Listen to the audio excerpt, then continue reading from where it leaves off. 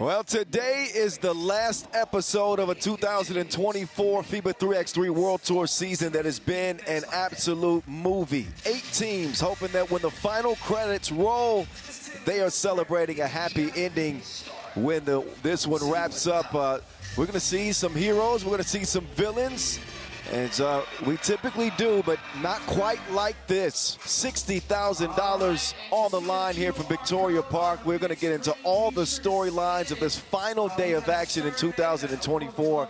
But first, a rule refresher. Lessons on the game of 3x3.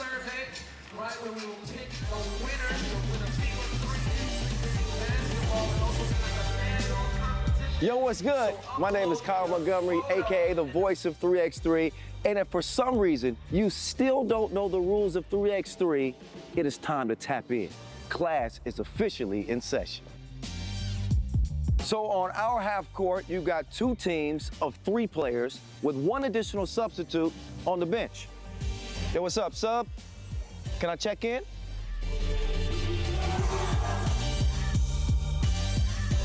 In 3x3, even the ball is different. This is the official Wilson right here.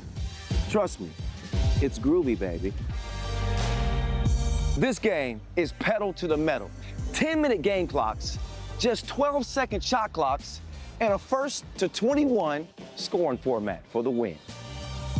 If a team doesn't score 21 points, all they have to do is outscore their opponent within 10 minutes. And you know we keep it street. In this game, we score by 1s and 2s. Anything inside the arc is worth 1. Anything outside of the arc is worth 2. Still got it.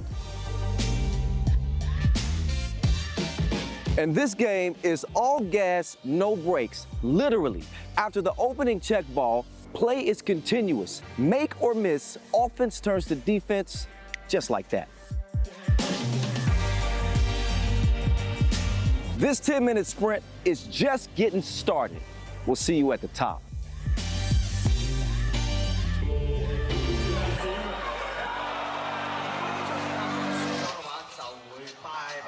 The grand finale of the 13th edition of the FIBA 3x3 World Tour. We will see who climbs to the top and claims himself as the very best on the planet for this season. Here are the teams that have done it since the inception of the World Tour, dating back to 2012. The Novi Sad era from 2014 through 19, where they won 4 World Tour final titles. Riga, Lehman, the Slovenians of Brezovica, and Ljubljana also getting wins.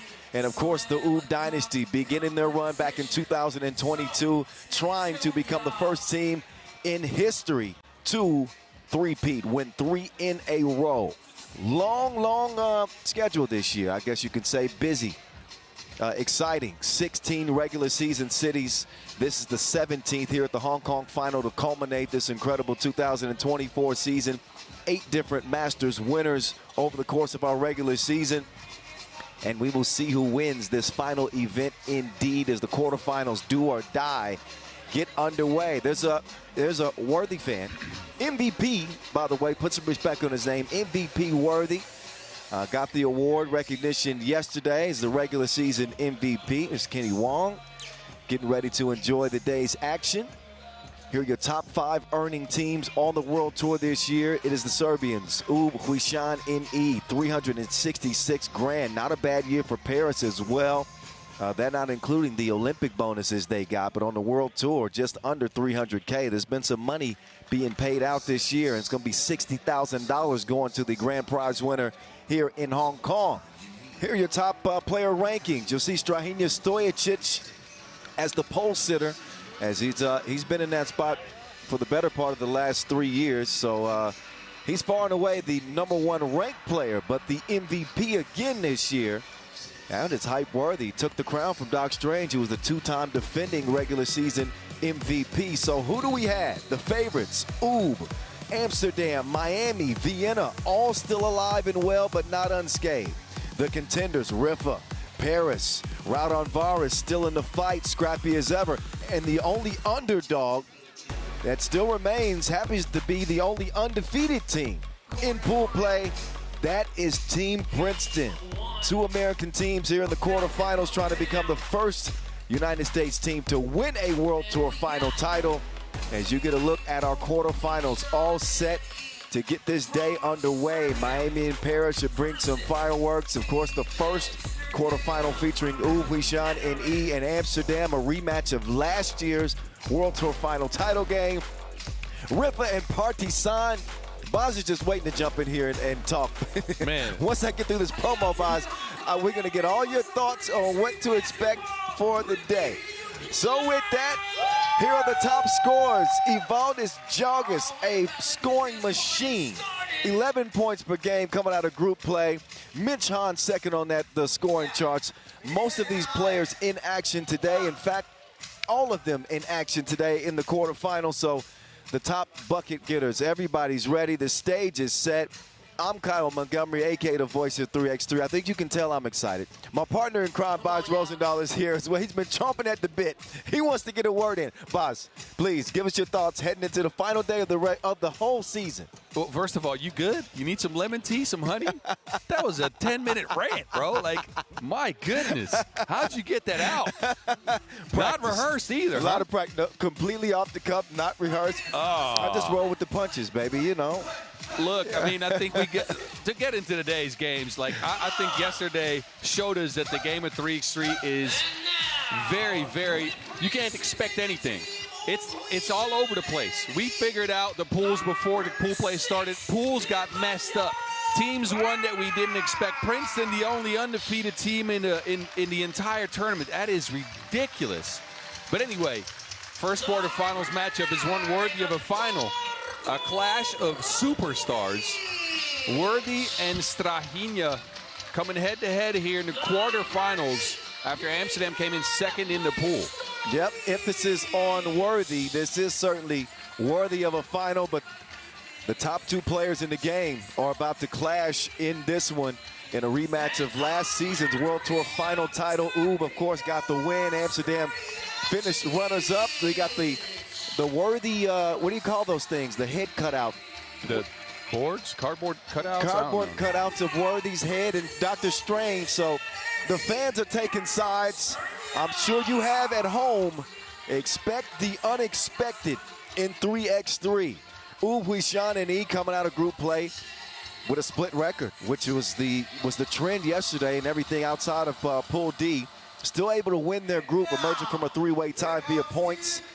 Despite being upset by Partizan, they are on the court with Nemanja Barac, the legend himself, Dejan Majstorovic, Marko Brankovic, and the world #1 Strahinja Stojicic.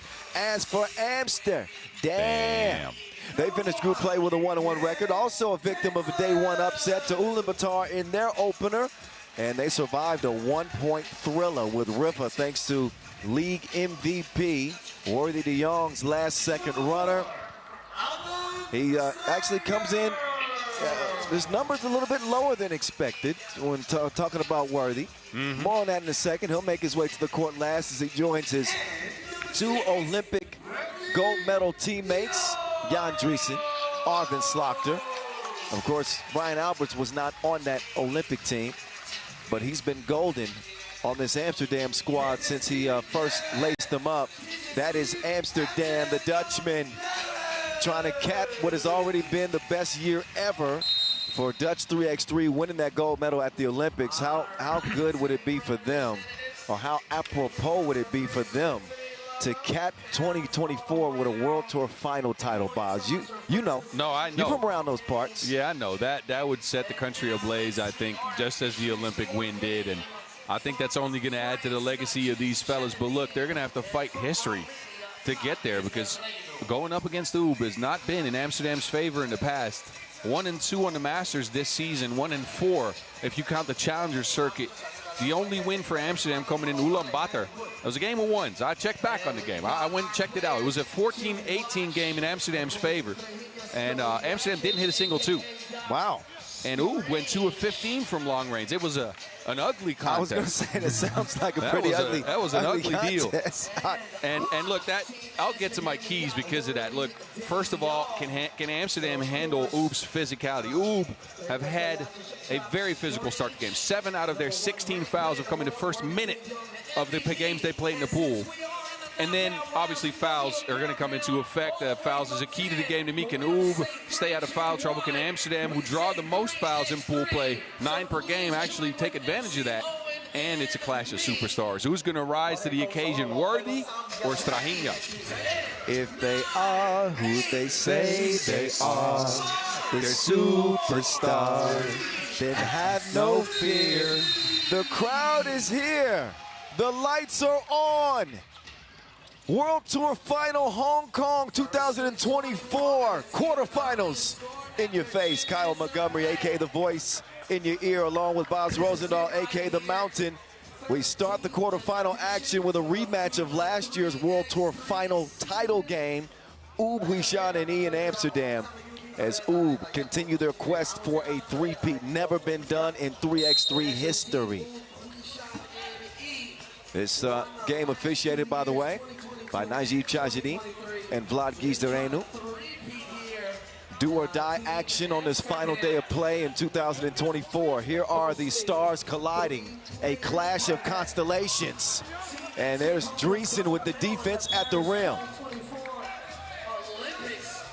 So Doc Strange is blocked on his first drive, but he was marvelous in group play. 8 points per game for Strange. Didn't miss a shot from the field.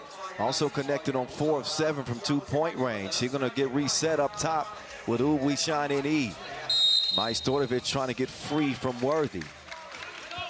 Again, physical early. Oob holding, pushing, making sure they get loose. This is the way they play. They put it on the referees to call these fouls. Quick pass. Worthy trying to sneak it up, but he doesn't connect on it.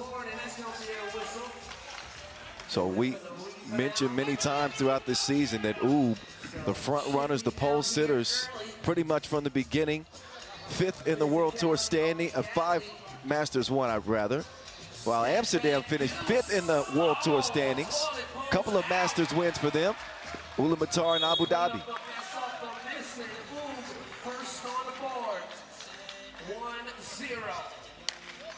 Most of the water cooler talk, it's Oob, Amsterdam, 1-2 in terms of favorites in the league, and here we are. We got these two teams playing in the quarterfinals. This is a treat. BA, mid-range, no. Contact underneath as Dreesen and Brankovic both hit the floor. It's good to see Jan active early. He was clearly bothered by that ankle injury yesterday. He sprained his ankle earlier this week on Tuesday. Didn't have as much verticality in the pool phase, but I've seen him jump a couple times here early. Well, he's starting to save his best for last. Armin Slaughter was certainly not off to his best shooting start yesterday, and he's going to misfire from 2 range. Majstorovic drops it off. Nimdiza, Badac in for the score. This is something Amsterdam is going to have to handle all game. Badac is so good at sending screens, rolling to the bucket. Look at this intensity. You can tell Oob are hungry. They want that three-peat. They know that they are likely going through one of the best teams, if not the best team outside of themselves, in Amsterdam. Amsterdam already caught a warning for behavior here after 1 minute and 25 seconds. Snapping at the referees. That's something that they cannot afford to do. It is do or die, single elimination. Dr. Strange turning the corner. Strange fouled by Slaughter, who met him at the rim. Dr. Strange, the reigning World Tour regular season and World Tour Final MVP 2 times over. Got that mantle taken from him yesterday. And you can see a little bit of a grimace underneath that mustache when Worthy had to step up and get that MVP. You can see underneath that mustache, that thing is stashing. The stash is stashing, but he couldn't stash that look on his face. Strange felt like he probably deserved it this year. In any case, Worthy gets the honors. Strange has got his eyes set on a different prize on this day, 3-1. Brian Albert's getting scrappy defensively. Albert's defense is talking about maybe most improved player of the year. I know you made your pick this morning, and I don't know what the pick was, but he's stepped it up on defense like anyone on this Amsterdam squad. I didn't have a most improved category, but if it was, it would be him. There is Medieval from long range. Nothing but you know what. 3-3. Leading scorer for Amsterdam coming out of group play, by the way. 6.5 per game. 6 of 10 from deep. And there's Brian Albert stroking it from the right wing.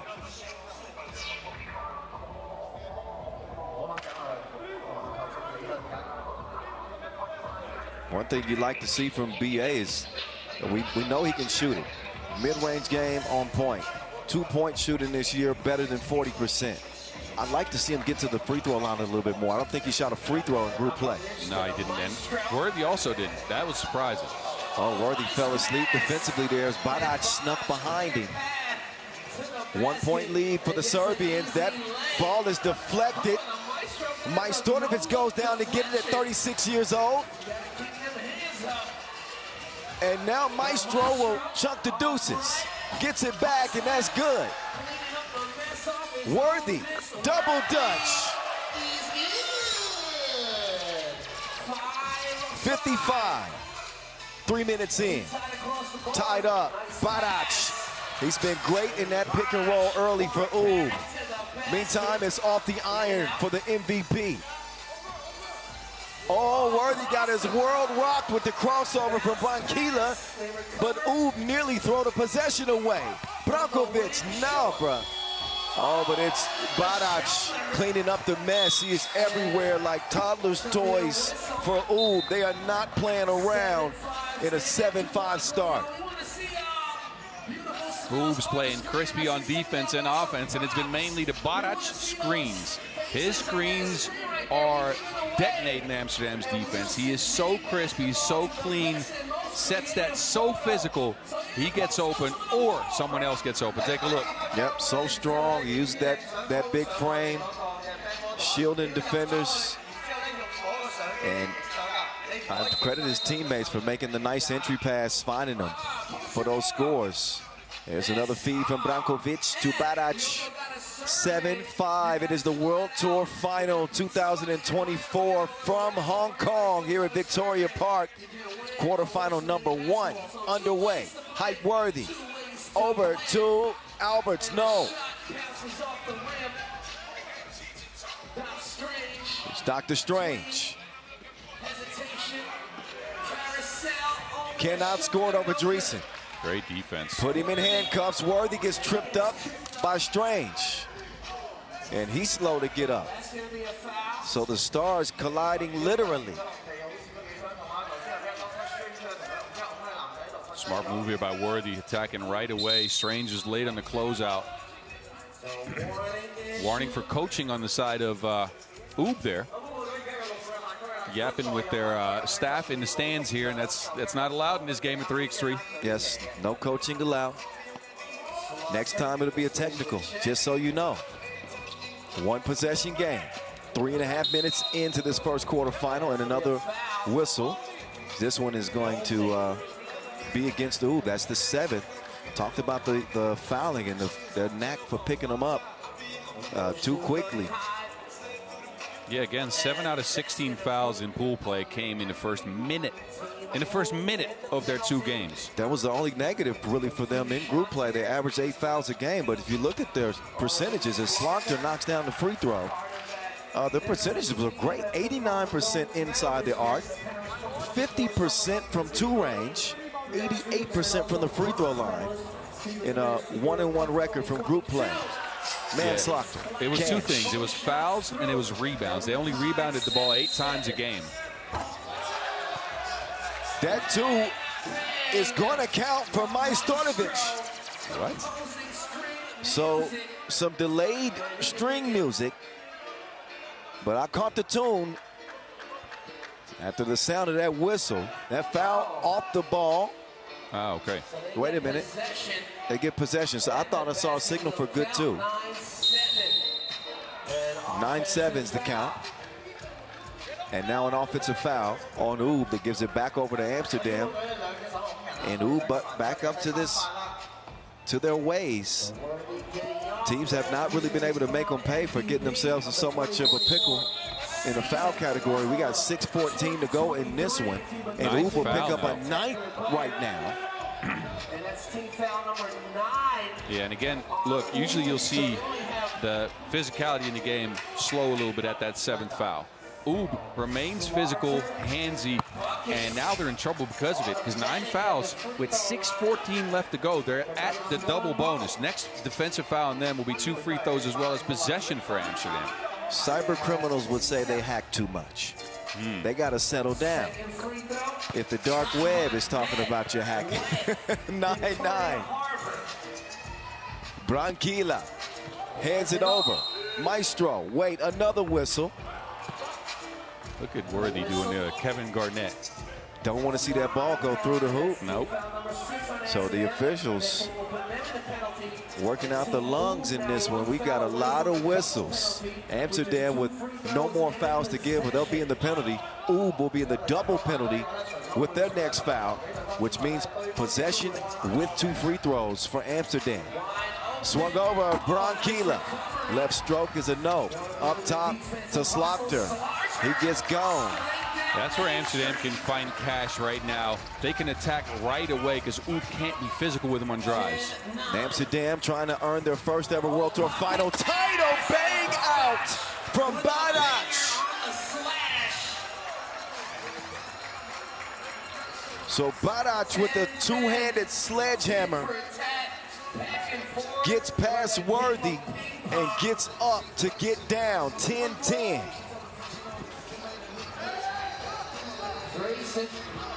Height.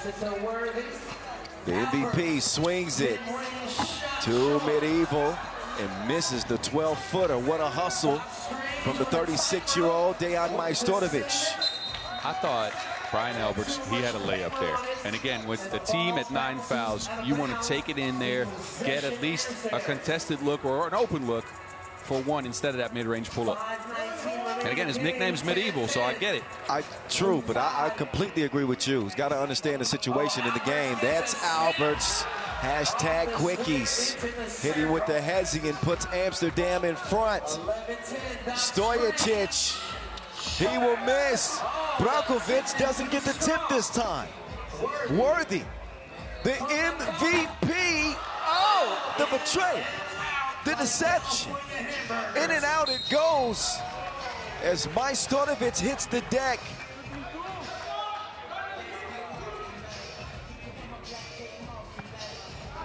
(11-10) Amsterdam, 4:50 to go, but Majstorovic will shoot 2 at the stripe. Maestro, 4 points per game out of group play. 60% from beyond the 2-point arc. He's got 6 World Tour final titles already under his belt, but never been a part of a three-peat. In his 11th year, the all-time leading scorer adds another point to his total.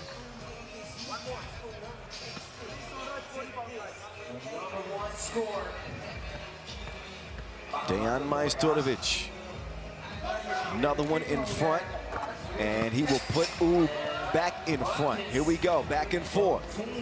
Slaughter, eyeing the lead, didn't see it clearly. Majstorovic now. Alberts gets caught in the pick and roll, and they have picked them apart using Nemanja Badac as their secret weapon. Yeah, that Badac screen is so potent. Badac inside, took him to the torture chamber. He's a barbarian right now. Nemanja Badac giving Oob a 3-point lead. Slaughter inside, big Drizzy. He will convert it. Slow on the transition offense is Oob. But here they come, and there that one goes. A duet from the Maestro. Symphony of string music from the Maestro. Off the glass goes Drizzy. We got a 16-13 game. Both teams in all sorts of foul trouble. Majstorovic gets it out. Branquilla misfire. Badac though there for the board. This is what he does. And offensive foul. He was moving on the screen. No free throws will be a result because it is an offensive foul. But it's time for a media timeout. Look, this game is as good as expected. It's a physical battle, a battle of attrition. And it comes down who can make shots at the end here. Fouls obviously in effect, but Majstorovic big in this game so far, hitting timely shots, getting free throws at times his team needs it. And for Ub once again, Nemanja Badac's screening has been crucial. Wow. And the difference between yesterday and today for him, I mean, you can only assume that the team had a conversation with him and said, tomorrow we're going to feature you, big fella. We need you. He's playing with an elevated sense of urgency. 2024 league MVP. Hype Worthy gives it up to the shooter, Arvin Slaughter. But the stroke has not been stroking for Slaughter, who's been 39% on the season. I feel like he's getting his shots slightly out of rhythm. More contested than usual, a little less space than he's used to. And he's been leaning over to the side on his shot instead of going up straight. Yeah, 2 of 8 coming out of group. Oh my God, no! No, he didn't! Oh! Well, there's your MVP. Oh my goodness. He says, you know what to do with that MVP. Oh, that might be the one for the year right there. 17-14. We're going to reshoot tomorrow. We might have to reshoot tomorrow. 18-14 game. Now it's Worthy's turn. He's offered embarrassment to Badac. Baseline. 18-15. Amsterdam trails by 3. Ooh, 3 points away from victory. What a pass. There's Badac on the cut. And Ub lead it by 4 here in this quarterfinal.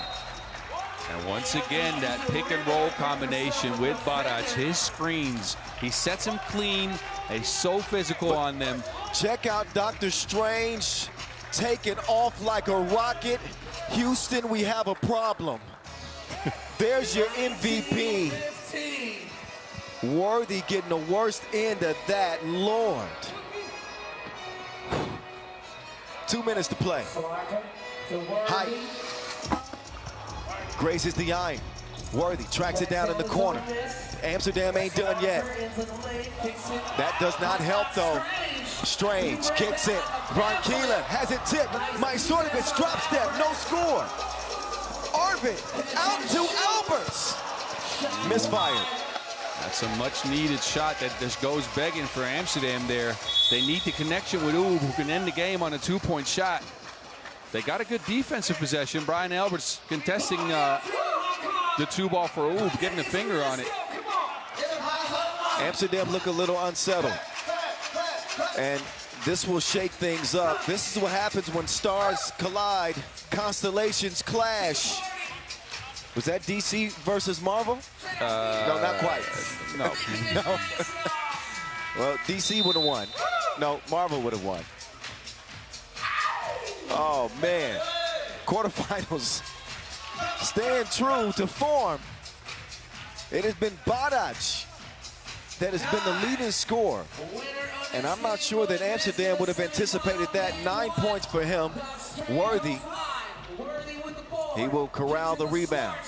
Dreesen moving left, dishing it inside to Height.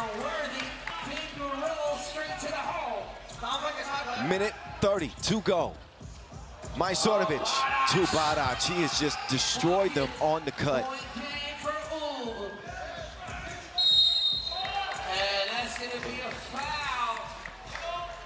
This might change things, though. That is, yeah, 2 shots and possession.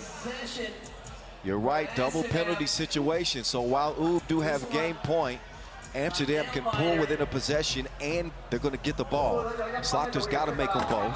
He's not going to make both because he obviously misses the first. Second one on the way.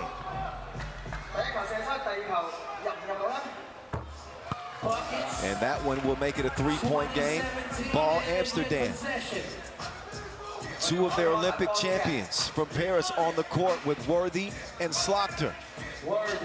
Olympic MVP and regular season MVP will not get a shot up because of the offensive foul. Told you fouls will come into effect in this game. 19 fouls already.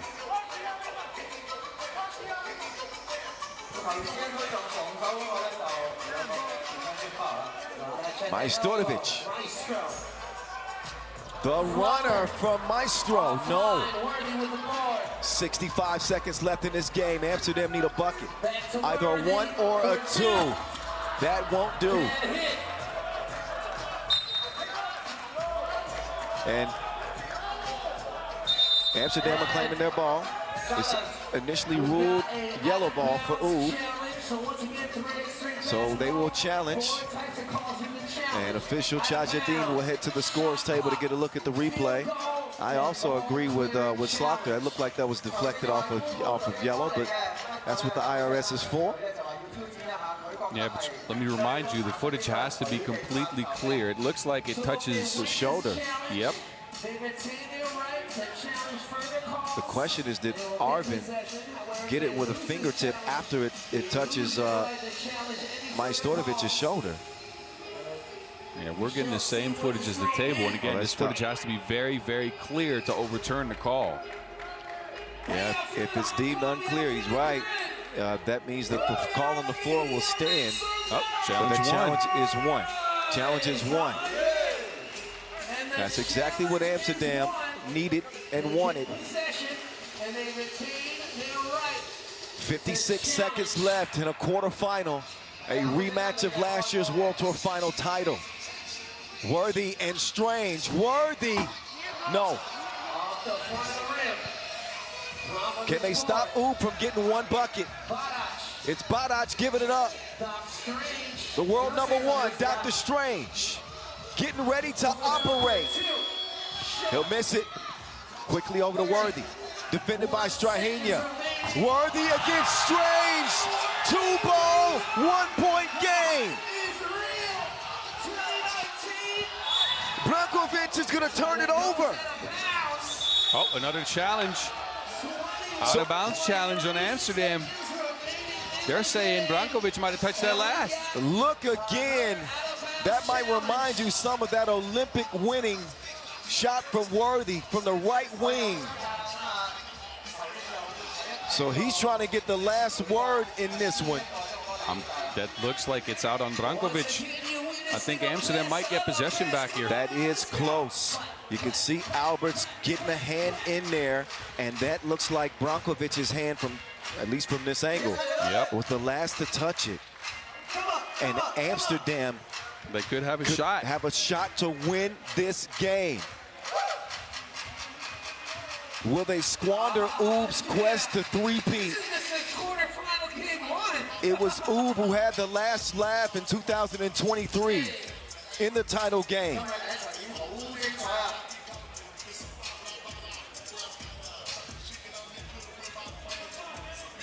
But this has been a tournament where we could expect the unexpected. Yeah. From the qualifying draw until the final day, the best teams in the world trying to prove who the best of the best is here in Hong Kong.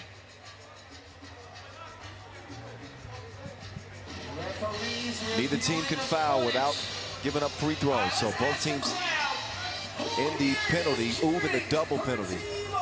And if Amsterdam get this possession, what do they do? You know what they're going to do. It's just a matter of who he's attacking. They give the ball to Worthy. They give the ball to the MVP. Yep. Challenge is challenge. You know where they're going to give the ball to. It's a matter of who he's attacking. Badac is guarding him first. Worthy de Jong and Amsterdam could win it. High Worthy missed it left, but Brian Alberts gets a big rebound. The MVP with Badash defending. He will airmail it. 6.8 seconds left. Oob could run the clock out, so Amsterdam have to foul. That's two shots that they needed to go down, didn't go down. They have to go for a steal here because a foul will put Oob on the line, and Majstorovic is catching the ball. That's a very good free throw shooter. 7, that's obviously planned by Oob. Worthy trying to use those quick hands. Here comes Dreesen in help defense. Oh, and a jump ball is called. Dreesen is able to get 2 hands on it and force a turnover. What a heady play. Majstorovic turned his back. Dreesen rushed over, left this man alone, got 2 hands on the ball. That is extremely, extremely heady by Jan Dreesen. High IQ play from Steph Curley. Big Drizzy running in. Steph Curley? Did you hear that? No, you didn't hear that, right? Big Drizzy. Here we go now. Worthy falling away and going to the semis. With a buzzer beater you won't soon forget. Maurice Lacroix, the MVP, proves it in the quarters. Hype worthy is trustworthy. Amsterdam come from behind and win it.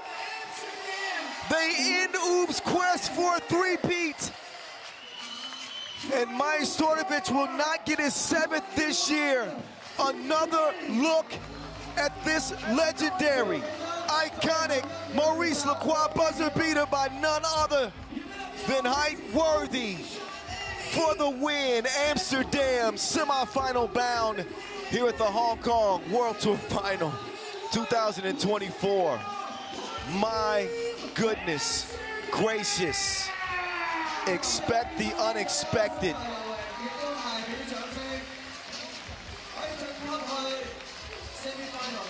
Nobody saw that coming. Outside of the Netherlands, now they saying Hup, Holland, Hup. Incredible, incredible, incredible. Unbelievable. Looked like Amsterdam might be done. The defensive play by Jan Dreesen to force that jump ball and turnover, which opened the door for Worthy to shut the door. Let's get it courtside. Center court where Bas Rosendahl is standing by with Arvin Slaughter. What are his thoughts after that unreal win? Arvin, congratulations, man. What a huge, huge win for Amsterdam. What goes through your mind? You're down 20-16 against a 2-time World Tour Finals winners. What happens on the court? What happens on the court? You saw we laid it all out. We did what we had to do in a sense of we control our controllables. And, you know, it's awesome to have a player like Worthy who can make incredible shots like that. I mean, I think he's a well-deserved season MVP, and he showed it again at this game. So you guys lost the game in the pool yesterday and now have managed to turn things around. What did you take from yesterday to be able to perform here today? I think the intensity that we play with and the focus, I think it lacked a little bit in the first game against Ulaanbaatar. And also with that was lacking our offensive rhythm, so you see that in the score. Defensively, I think both games were very good. And even though today Oop scored 20, you know, they're not 2 or 3-time World Tour winners for no reason. So we made it hard on them. You saw in the end we clamped down. And we kept playing and making scores. All right, well, it worked. Congratulations. They will celebrate, and that is one that will go down in the history books. We'll be talking about this game for years to come. As Oob, again, we're trying for the three-peat. And while Dr. Strange had a filthy highlight in that, a dunk over Worthy, it was Worthy who would have the last laugh. The man stands on business. And we saw who the boss was when it was all said and done. Look at the highlights. The quarterfinals continue from here in Hong Kong next. We got to catch our breath. Raudondvaris, Hoptrans, and Princeton coming your way up next after that iconic thriller that sent Oob packing.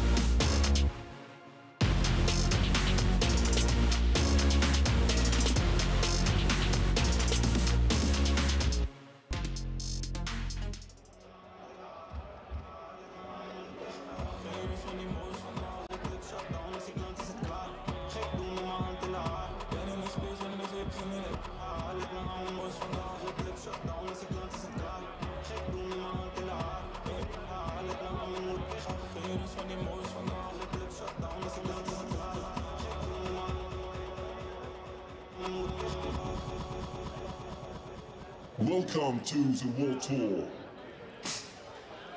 Coming up next. We are done hyperventilating. Listen, congratulations if you watch from the Netherlands. Oh my goodness, that was the stuff of legend. As Height Worthy's legend continues to grow. In a game that looked like they were dead, done, over, heady plays late made the difference. They are semifinal set. Now we're going to find out who's next to be semifinal bound. Princeton and Raudondvaris Hoptrans. An interesting matchup between these two teams. Princeton, who are playing all the way from the qualifying draw, trying to complete a Cinderella story. Every other group was decided by three-way ties. And lo and behold, the 12th seed, the dark horse of dark horses, were the only team undefeated out of group play. Here they come. What do you make of this Princeton team, boss? Look, they rebound the ball extremely well. 17 rebounds per game, 10 offensive rebounds on the tournament. And I think this guy right here, Austin Butler, has really stepped his game up. Butler against Vienna yesterday when they needed it most, 8 and 6. Yeah. 6 rebounds, 8 points, scoring from all levels of the court. I think he's improving before our eyes, and I think it's a big reason why this Princeton team has been so good in this tournament. Absolutely. This has been the best 3x3 tournament that we've seen from Austin Butler. He has come on strong here in Hong Kong. Damon Huffman, their floor general, and the veteran, struggling a little bit scoring, but thanks to Butler and Henry Caruso, that tandem has really been getting the job done for Princeton. Both of them come in with 14 points apiece. Butler shooting 40% from deep, as is Caruso, and both better than 50% from the floor as well. That is Team Princeton trying to win what would be the USA's first ever World Tour final title, but it's a hard road to get there. We're finding that out now, and we're certainly going to see it as the day progresses. So it's been a little bit of a rocky road for Raudondvaris Hoptrans, another team that didn't come in completely full strength without their superstar, Aurelius Pukelis, but I guess that's opened up the door, boss, for another superstar to emerge, and that man goes by the name of Evaldis Jalgis. He was ridiculous yesterday. 15 points against Miami, 7 in their game against Lausanne. He's made 3 out of 4 twos for the team. He's been ridiculous. His attack in the basket is a new kind of mode for this Raudondvaris squad. Remember, they're without their big guy, Aurelius Pukelis, who's at home nursing a new child. So Jalgis, they had to find a new mode of offense, right? Jalgis' offense, driving towards the basket, combined with, and I got to give him some credits as well, Modestas Koupas, who's also been going off. Yes. I think that's been the new mode for them. Look, I am looking at Vingelis, and I am looking at Ujupas to bring a little bit more, though. Oh, yeah. Ujupas and Vingelis combined for 2.5 points per game. That is not the norm for them. But that, again, it's opened up the floor for Koupas to star a little bit more. He led the field in rebounds, an incredible 7 per game in group play to go along with 4.5 points per. And Evaldis Jalgis is he's just a scoring machine. Not just this tournament. This has been going on for the past 2 tournaments where he's pointed in at a 9-point per game clip. For this tournament, 11 points per. Our 2 officials for this one. Hello, ladies. Brigitte Chabai, Coach Coutu, and Yasmina Yuris. Hi, Eva. Eva's probably watching that from Novi Sad back home. That's my little niece. Here's a look at Henry Caruso and Team Princeton by the numbers, who again split their group play. Oh, no, excuse me, did not split the group play. They undefeated. I'm just so used to saying that because that was for everybody else. The only undefeated. Raudondvaris split their group play. You see the 2-point contest with Miami and the 4-point loss to Lausanne. You see their season numbers as well. They've had to adjust on the fly with a new roster that is bearing some fruit. Now it's do or die. Got to put it together for 10 minutes, first to 21. I think in this game, it's going to come down to a couple things, right? First of all, these are the best 2 rebounding teams in the field, so it's going to be a battle of the boards. containing drives is going to be key. I think they're both the top of the rankings. I think Raudondvaris has had 13 drives on the tournament, leading the field. Princeton's at 10 drives, so they try to get to the basket and kick it out to open shooters. And then both these teams are very high in turnovers, so it's taking care of that Wilson. Without a doubt, Jalgis leading the team not only in scoring, but in turnovers, like Boz said, 5 coming out of group play. Possessions are precious in the game of 3x3, especially at the biggest tournament of them all here at the World Tour Final. So this second quarterfinal's underway. The winner will play Amsterdam as Nash finds Huffman. Now it's Kumpis, the 2 leading scorers for this Raudondvaris team. Kumpis can't land it from two range. Jalgis, though, will hustle it down. Evil Knievel eyeing the ball from the corner. 2 is no good. And Huffman will try to get his team set up. Kumpis called for the foul here. Ain't no shortage of scrap in Kumpis. The way that he plays defensively.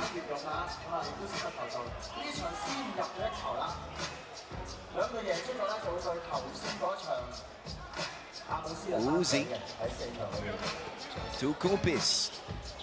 Ivo Knievel. 2-ball. Where the heck is this 2-point shooting come from, Boz? I mean, he's 30% in the season. He's not a bad shooter. He just doesn't take many because usually it's Vingelis and Pukelis taking that job. But he has to now. Look, his team hit 1-2 outside of him yesterday in pool play. Yeah, that's a fact. He's now 4 of 7 here in Hong Kong. Valdez Jalgis, I'll give you a hint. He's got one of my awards at the end of this season. Y'all keep an eye out for the Voices end of season awards. Jalgis has got one. But I think that you talk about most improved players.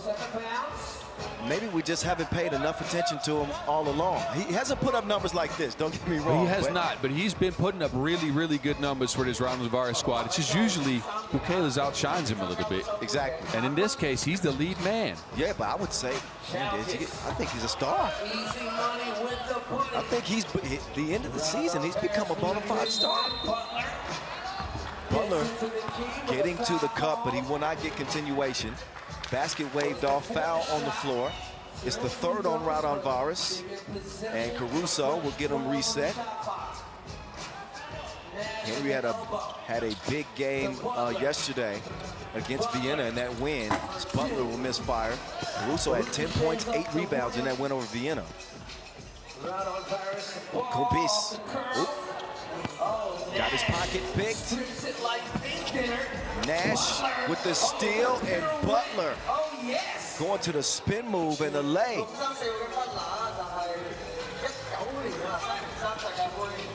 Vingelis, hand up, so what?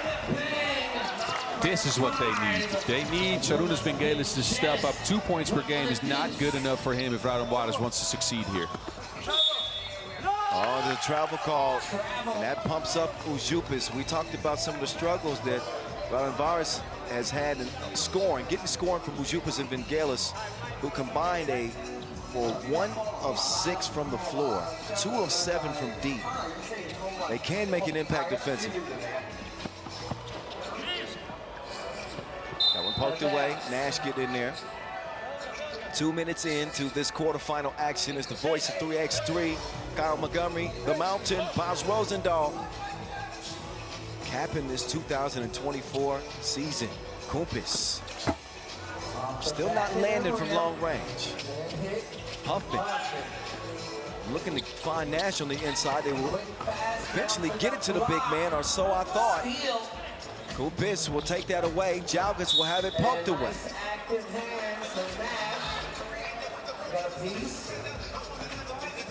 Huffman checking out.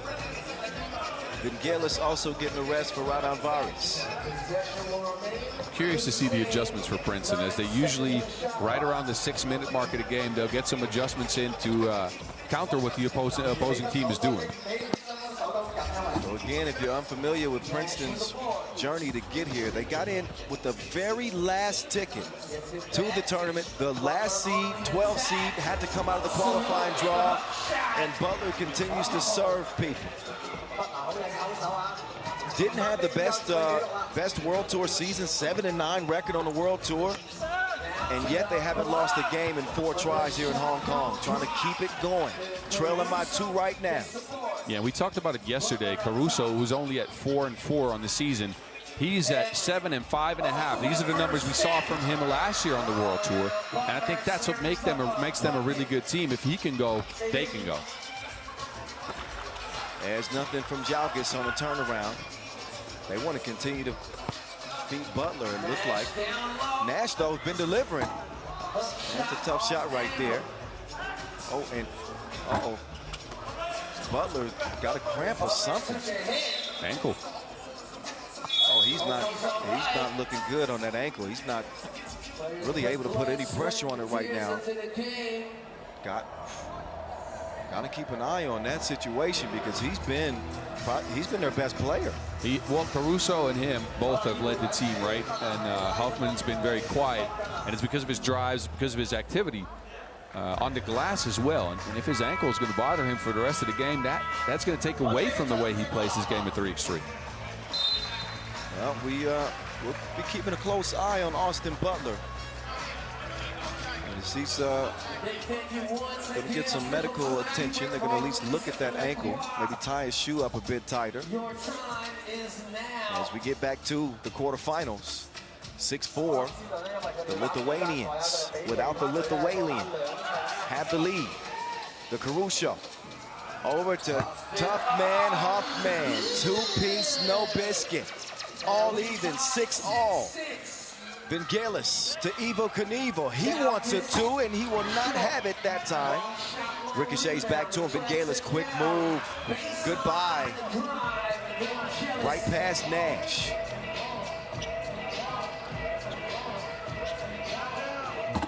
Oh, Henry missed it, but Jalgis didn't get a body on him. Nope, didn't box him out.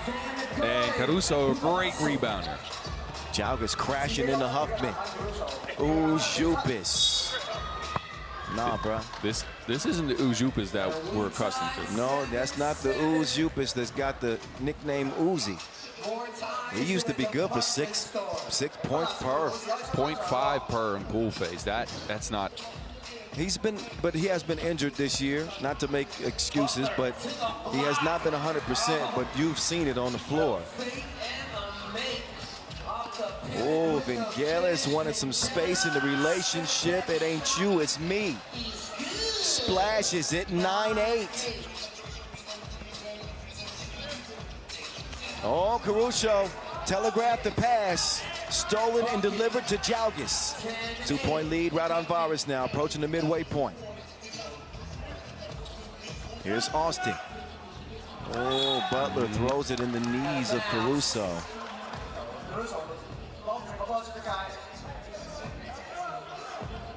Two-point shooting for Princeton has been crucial. 37% on 19 attempts coming out of group play. I guess Raudondvaris have done a pretty good job on preventing a lot of good looks in this game. So you remember how we talked about Butler yesterday being from PA, being from Latrobe? Yeah. I think he mentioned, so he came up to me today, and he's like, yeah, I heard you from Manny Bros, okay, Pittsburgh, so you know the Berg. I'm like, yeah. It's like, and anything he told me, I think his dad went to Robert Morris, the same school I went to. So it's a small world. And look, PA, stand up. Look, you just got a few more fans out there, Bonds. That's the way to go. 11-8. Raudondvaris keeping Princeton at bay. Oh, an ankle's fine. I don't mind that little extracurricular. That sends a message to the other team. We don't get the bucket, but you're going to feel me, or you at least going to see me. It'll be an offensive foul. Yeah. Well, I saw a travel signal. Either way, it's a turnover. Raudondvaris trying to add to the lead from Callis. Is he back? Yeah, well, Callis, he is. That's his third 2. Sure shot, Shurunis, his return. Princeton's got to match that firepower. All net, all wet. D. Huff. Good old-fashioned shootout here. Evel Knievel adjusts at the rim, nearly gets the score. Will come up empty that time. Here comes the Caruso. Turn around when I'm talking to you. FaceTime. He's got an unconventional game for a ball handler, doesn't he? He is a little bit unorthodox, for sure. I think it kind of helps him, though. Oh, Butler at your service. Princeton just went on a 5-0 run to connect again with Raudondvaris in the game. And this has kind of been the story for Princeton throughout this tournament. They've been down. It's always about the resolve. They've been down. They look like they're going to be out, but they are scrappy. They fight you tooth and nail into the final horn. And each and every time that final horn has sounded, with that mentality, they've come out victorious. So we got breaking the action. Here's how the game has transpired. Princeton, who were in a little bit of a hole early, have managed to climb out of it. The last several possessions pulling within one. They go on a 4-1 run and now trail at 13-12. Big Boz Rosendahl, a.k.a. The Mountain. I am the voice of 3x3, Kyle Montgomery. We hope y'all have enjoyed 2024's World Tour season. We've been everywhere. Oh. Europe, Asia, North America. This is the culmination of an Olympic year for FIBA 3x3 as well. And you can just see the vibe. You can tell the vibe around the sport is just continuing to escalate and elevate. Inside pass, Ben Gallis. He has been straight cash, homie. Straight money. He's got 8 out of their 14 points. Vingalis is standing and is shining at the moment where Raudondvaris needs it the most. They needed a secondary guy besides Kumpas and Jalgas to kind of get their own bucket, create their own shot. Absolutely. Vingalis. I saw him out here practicing this morning, and I saw him hit about 7 twos or so in a row, and I said, I'm going to see if that translates to the games today. I'm guessing he probably still shoots it in practice, but it hasn't translated to the floor. It is doing it in this one. And let me remind you, at the start of the season, this guy was almost 50-50-90 on percentages, ones, twos, and free throws. He kind of slumped there for a little bit, and I think this is all confidence, but somehow they got him full of confidence today. It's a good sign for the people from Lithuania, let me tell you. And it helps when you see that round thing go through the round thing. You know how it is as a player. You start feeling it, getting into a nice little groove, and that's what we're seeing. Huffman, runner, off the iron. Just over 3 minutes. Jalgas drives left, off the square. Evel Knievel just beelining to the bucket. Caruso, goodbye, good night. Blows by Jalgas and then bangs out. Oh, Jalgas from the suburbs. He's doing this thing now where he makes a 2, he's yelling boom. Really? I'm not mad at that. Oh, see what had happened was, well, it goes from bad to worse for my guy Uzi. He was just trying to snag the rebound. He tips it in. Meantime, there's the Caruso catching a flight, and that's one that they want to soon forget. Just unlucky. 2-point game, Raudondvaris, Princeton. Timeout on the floor. All the action coming at you from Victoria Park here in Hong Kong.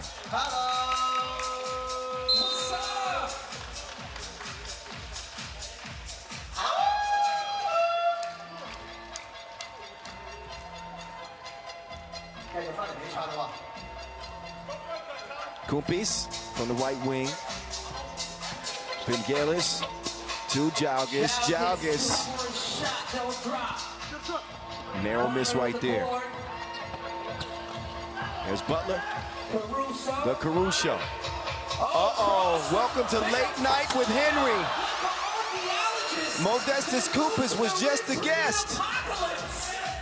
17-16. Vangelis off the iron. Jalgis. Count it. That is not a smart foul by Nash. He was caught out of position and just reached in there and smacked down. Why? Yeah, that don't make a whole lot of sense. And they're hoping that doesn't cost them dearly. Tyron Nash with a foul that puts Jalgis on the line, the Olympic bronze medalist for Lithuania. Both he and Vangelis on that team. And Raudondvaris knocking on the door. A 2-ball would end Princeton's Cinderella run. Uh-oh, who is it gonna be? Evo Knievel. No. Austin Butler will get it back. Caruso to the crib. He gets the score. Princeton ain't out of this yet. Princeton got a bunch of fouls to give, and that's in their favor, right? Look, they're playing from behind, but they can keep Raudondvaris from scoring if they use those fouls smartly on at least a couple of possessions. If there's one team, I guess outside of Amsterdam now, that you got to trust late game in a late game situation, it is Princeton. Only a one-possession game. They can draw up a play, get a look, and have this thing even.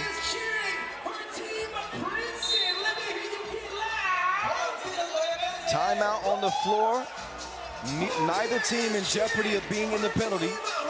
Raudondvaris with 1 to give, Princeton with 2.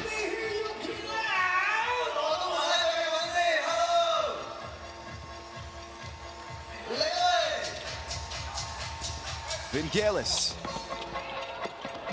Raudondvaris could put it away. Flight mode, no.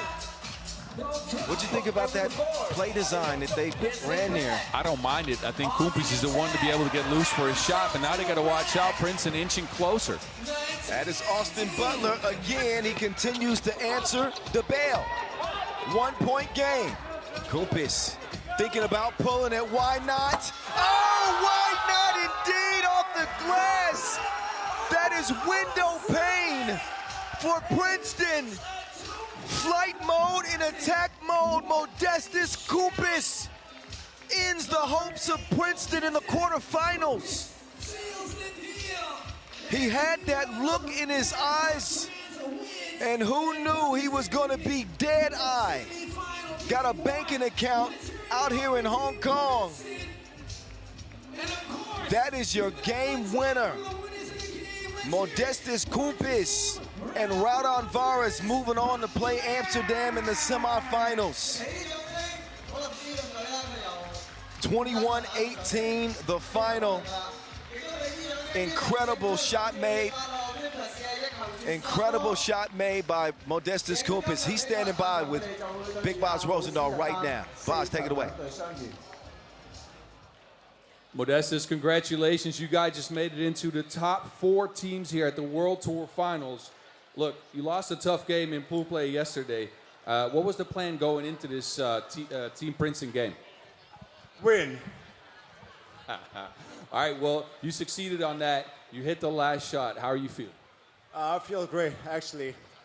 Thank you all for coming here. Thank you all at home supporting us in Lithuania. We have a Lithuanian people right here in Hong Kong. So we are very appreciate, that they come here, support us. People waking up early, support us, We are like Lithuanian peoples, We don't care who play, we go and bite their legs.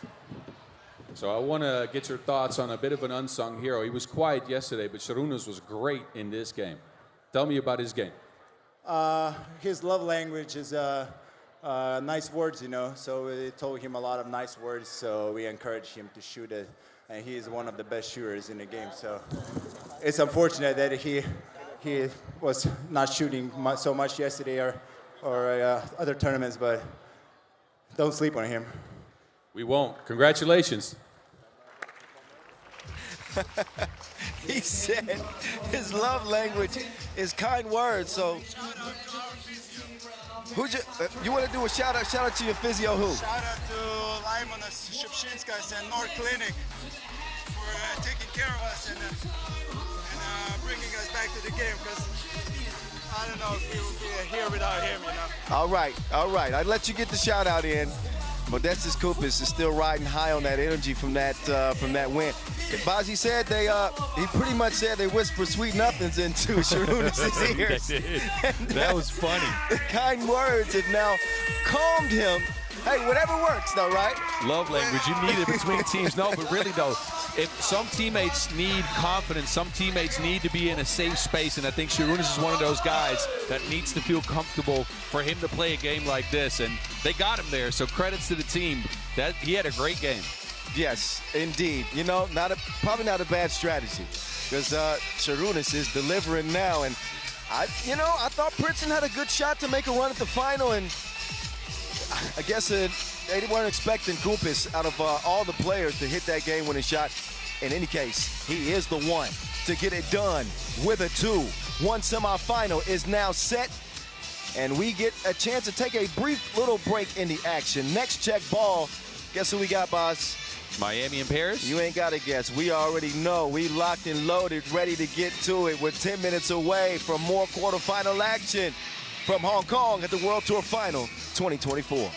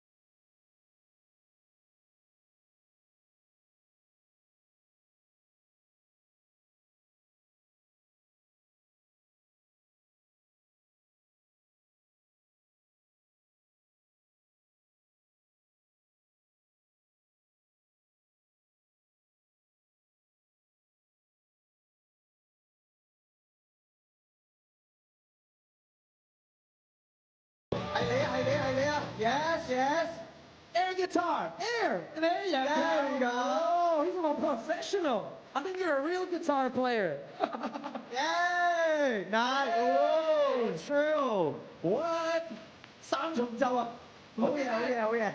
Look at that hand movement. Air guitar, yes, sir. Nice. Hello. You. Yeah. Come on, come on, come on. Oh, we got a drummer in the background, look like. Air guitar. Oh, yeah. It's waiting. Oh, that ukulele. Oh, girls. Show me some guitars. Air guitar. Come on, don't be shy, please. Please play that. Hi, girls. Air guitar. Yeah. We got a trio and a drummer there. Air guitar. Wake up. Come on, come on. Air guitar Nhìn time. tôi đi. Anh tiếp thắt. Air guitar. Giờ tiếp hạ sao ạ? Come on. Air guitar. Yeah. Good job. That's what you call enthusiasm. Air guitar. Come on. Nice. Hey. Rồi đó bạn như guitar này à? Who next? Oh, y'all was ready. They were ready. Oh, he turned a goose into an air guitar. Hey, oh, the facial expression, the perfection. Nice. Hey, who else? Oh, she's being the guitar. Come on. Who else got the guitar? You. Air guitar. Come Những on. chuyện đây là phải彈guitar. Yeah. Yes, yes, I like it. Good job. Come on. Air guitar. Come on. Hey, yes, I彈guitar. Oh, we got a whole rock band there. What's that, a quintet? Nice. Oh, well, come on. Hey, Let's go. Air guitar. Yeah. Yeah, I see you. You. Nice. Yeah. Baby guitar. Oh, that's a future rock star right there. Yeah, no idea. All right, and we gonna keep on rocking, yo. So one. 攞出你手機機個槍啊！填問卷，又或者影低你哋嘅相，放上我哋 band 波，一齊分享，有機會贏取我哋嘅 mini 波。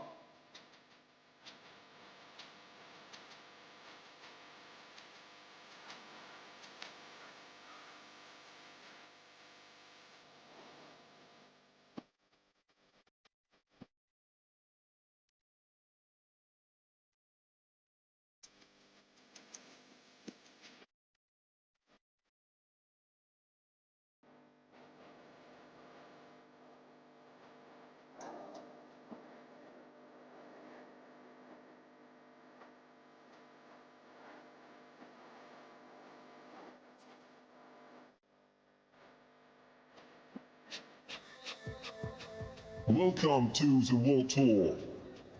Coming up next, quarter-final game of 3, and we got Team Miami from United States of America versus Team Paris from France.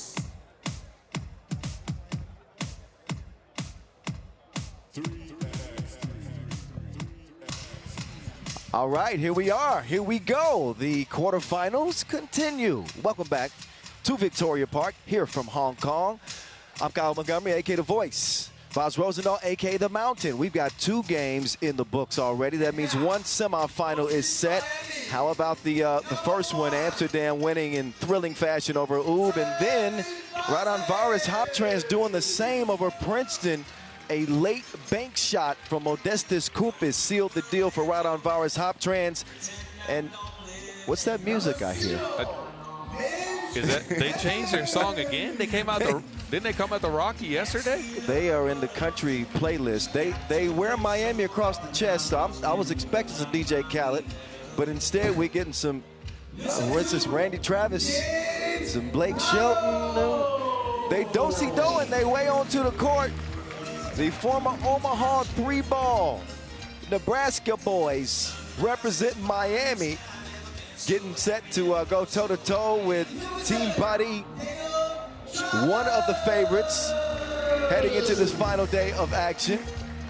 Miami won their pool, emerging from a 3-way tie after a 5-point win over Lausanne.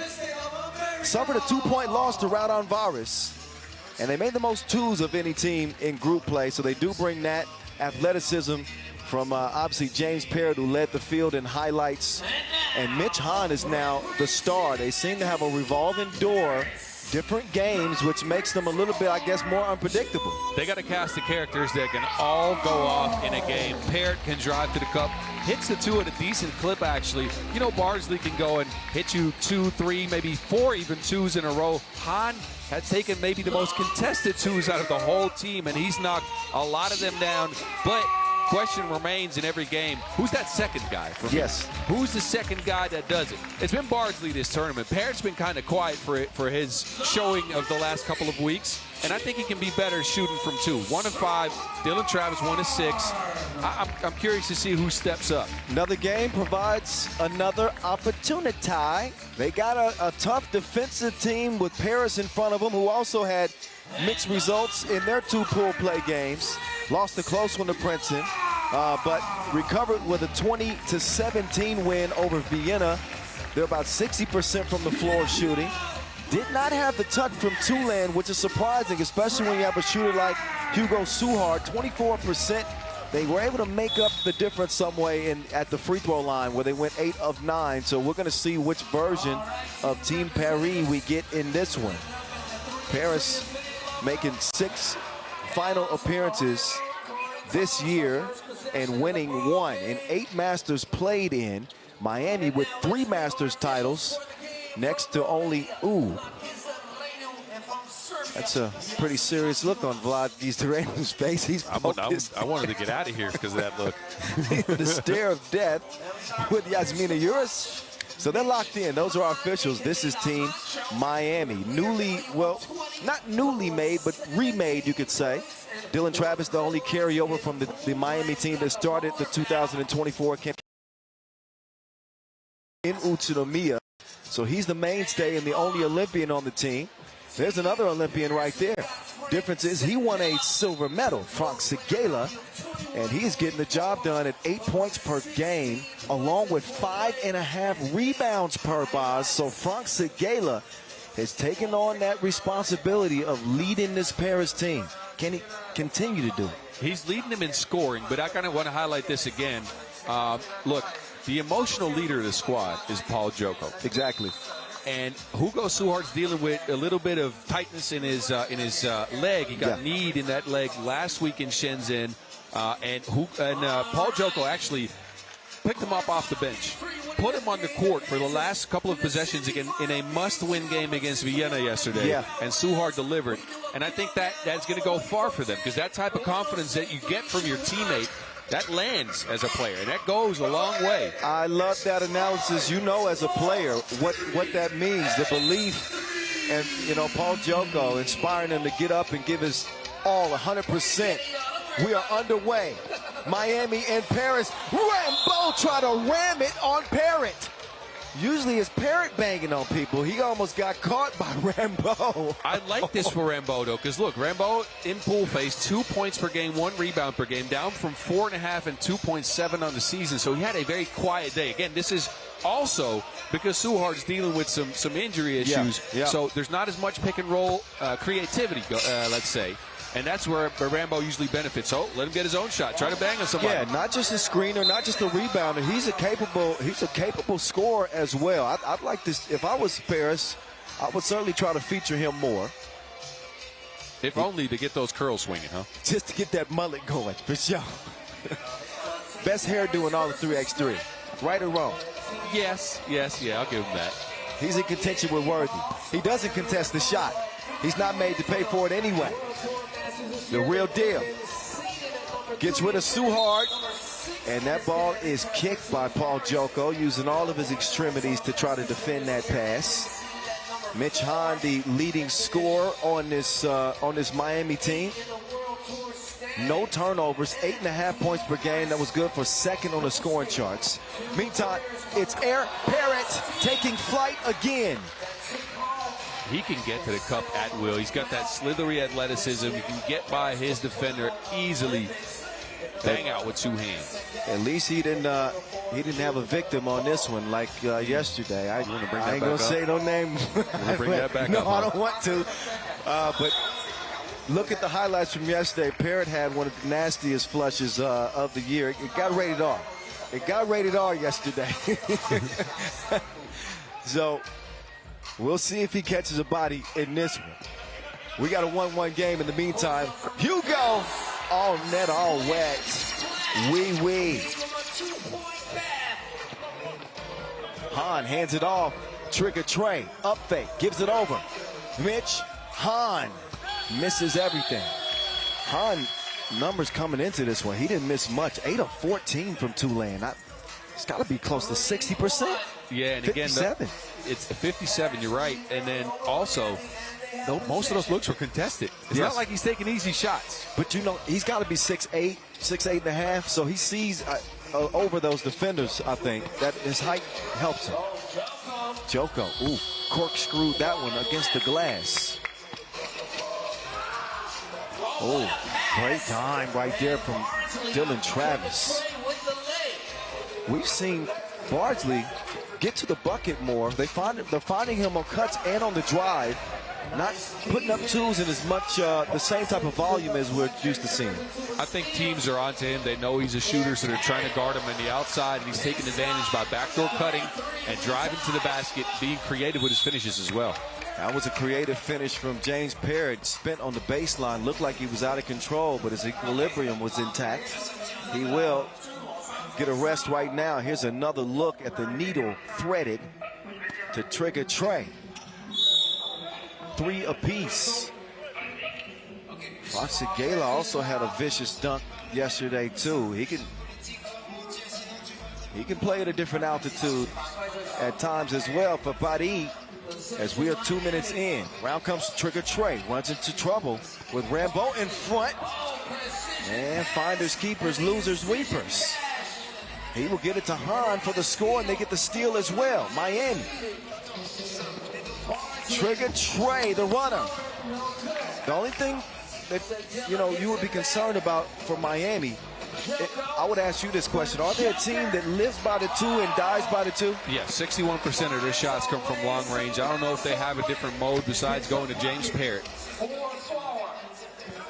Well, they're trying to get to the bucket now.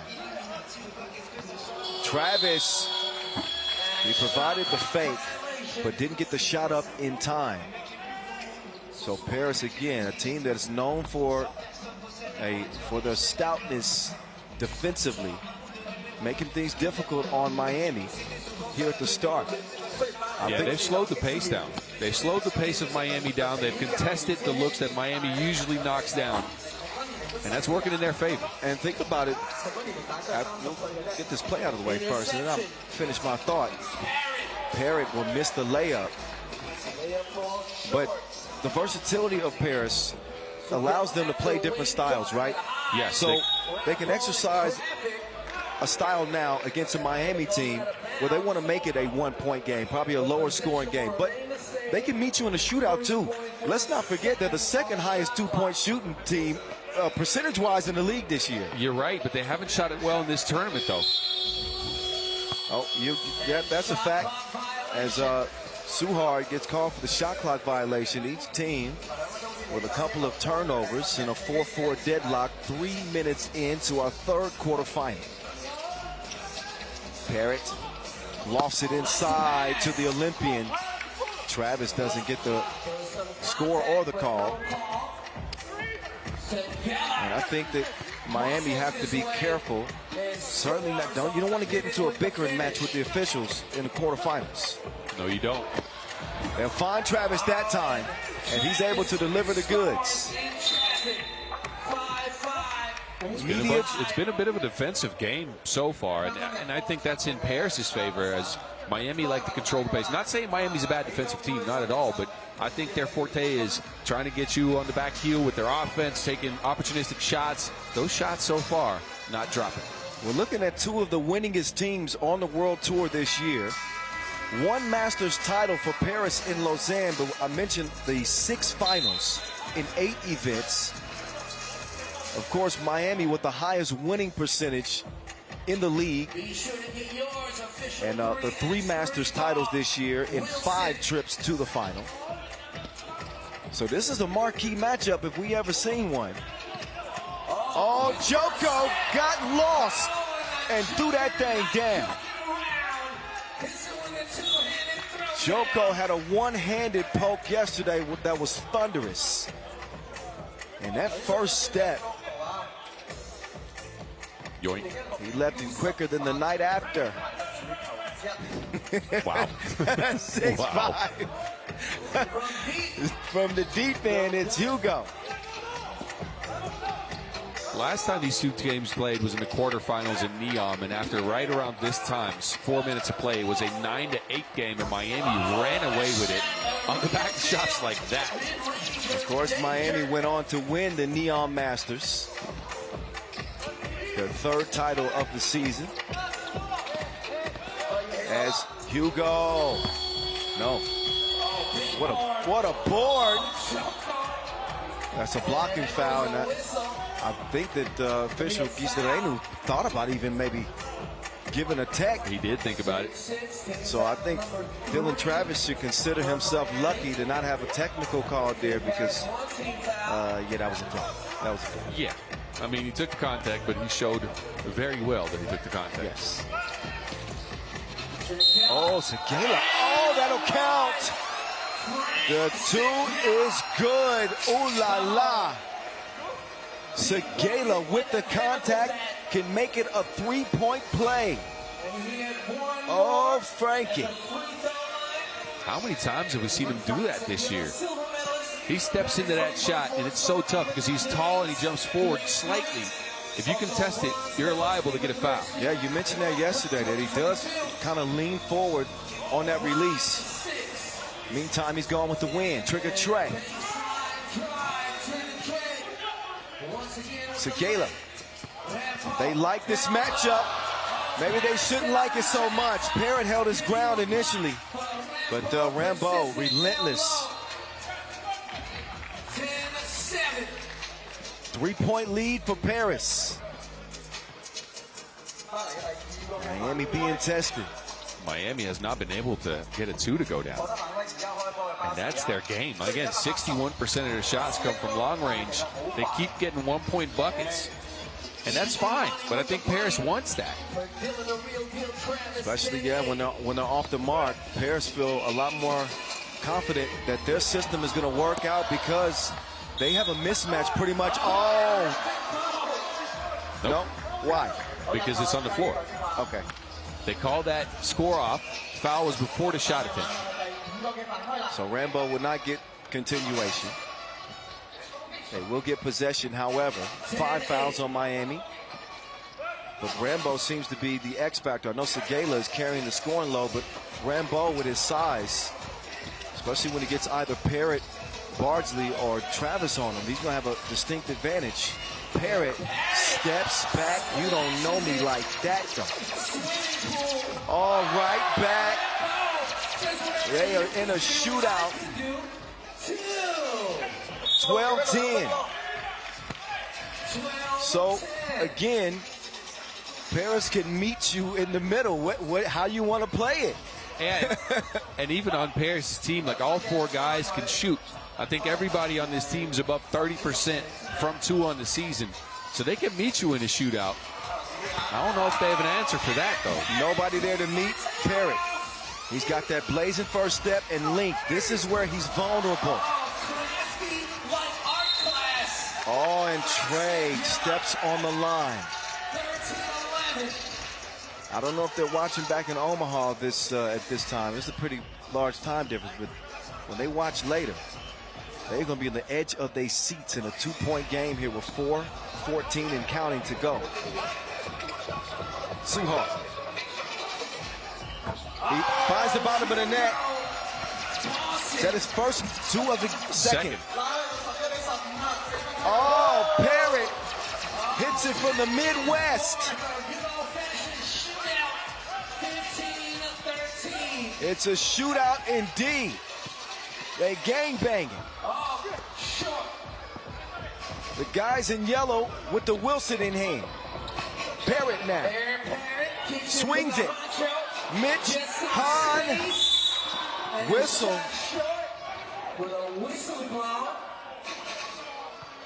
Who's that foul on? That's what I'm curious of.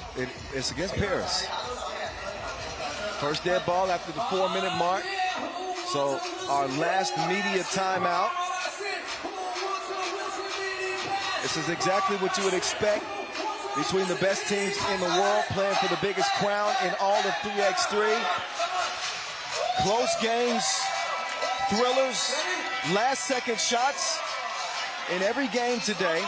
Yeah, it's been an edge-of-your-seat type of day. My goodness. This one looks like it will be yet another nail-biter, as Paris will have it. No, excuse me. Miami step up to the free throw line. Mitch Hahn. Was he hitting that shot attempt? I guess so. See, yep. Sometimes Boz and I's view is obstructed because we got bodies in front of us, so I didn't see him get hit, but that's the call.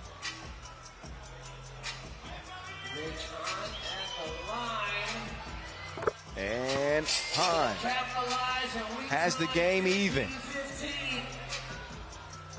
Rambo almost got his cookies took. You almost certainly know when Rambo catches the ball in the post, he's going to go out for a handoff. Miami snuffed it out perfectly. Miami ramping up the defense. Segala. Oh, he gets the friendly bounce.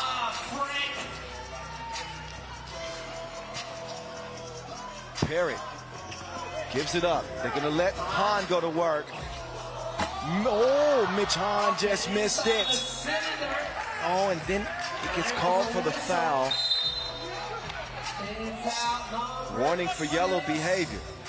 Yeah, Miami's been frustrated this game. Again, they have not gotten a lot of open looks from 2. Even this last shot by Hahn, heavily contested.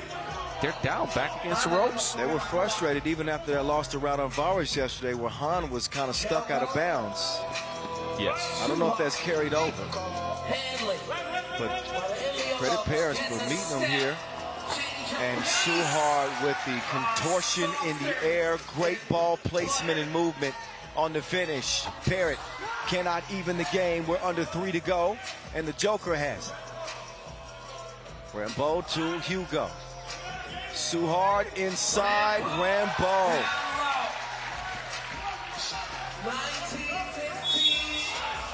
Oh, that's a clever play there from Parrott. Yeah, it's a very clever play. Stops the clock, gets to the free throw line. But here's what I don't want Miami to start playing hero ball. This is what they did yesterday when in that loss. They started taking the first shot they were able to get, and they're better when they play off of movement. And they play better when their energy is good. And Parrott, obviously, his energy is not very good. Judging by that shot where it touched nothing but glass, but you also saw him and Dylan Travis having some heated words between teammates. Parrott felt like they weren't switching or something. And they've got to get rid of that quickly with 2.5 to play. This is still a game. Miami can get back in it, but they've got to defend the 2-point arc.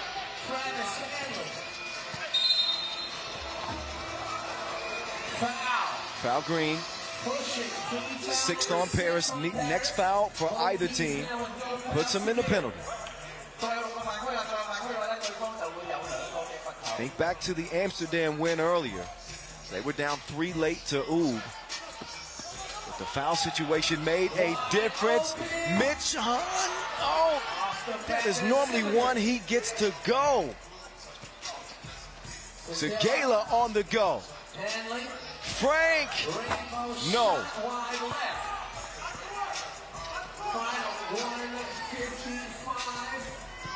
Han now.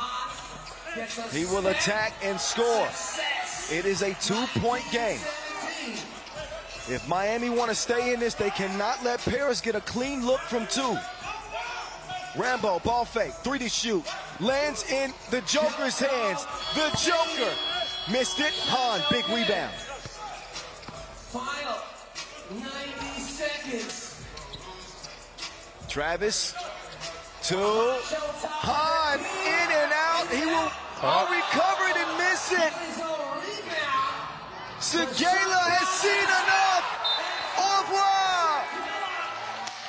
Paris going to the semis. Miami are going to come up short. Great season for them, but the season continues for the French. Les Bleus. Allez, allez, allez. The miss on the inside. The one shot you could not let them have. They gave it to him, and it is Frank Segala. What a performance from Partizan. As Miami will bow out here in the quarterfinals.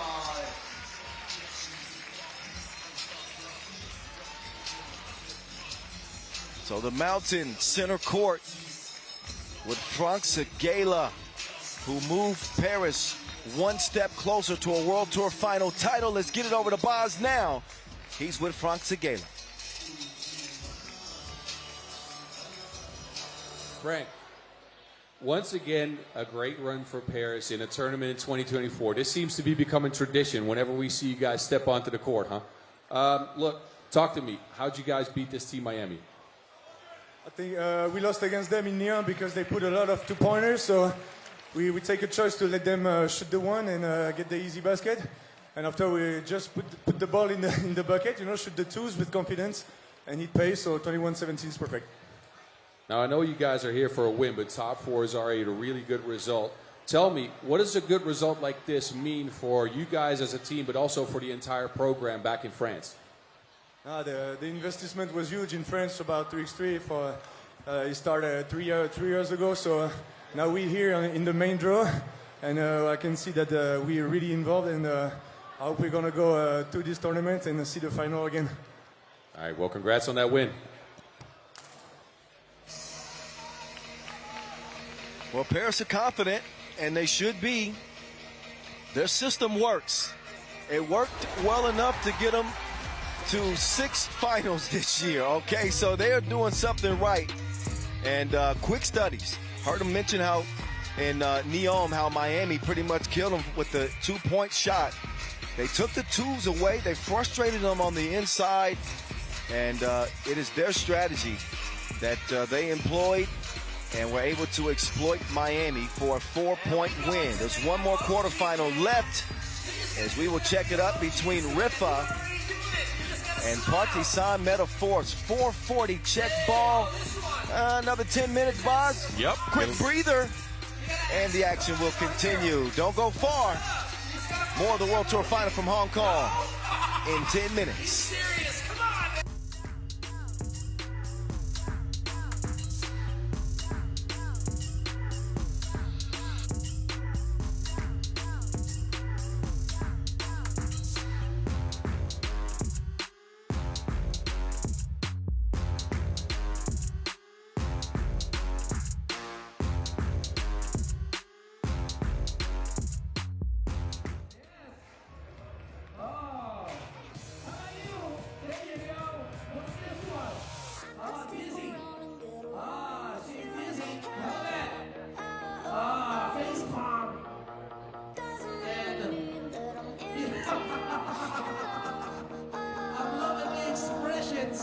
That's cute. Sleepy. Sleepy. Phân cao cái này ra không ạ? Phân cao, phân cao. Oh, there you go. I see you. He doesn't want to go to bed. There you go. There you go. Ay. Confused. You. There you go. Ooh. Oh, there you go. and you got a backup dancer. There you go. Scream. I like those dance moves in the background, by the way. Pancake chicken. Oh, roll your eyes. Hey, that's a good one. Roll your eyeballs. Oh my God. Face palm, face palm. Lion. Roar. Heart. Yes, we love you too. Hey, there you go, smile.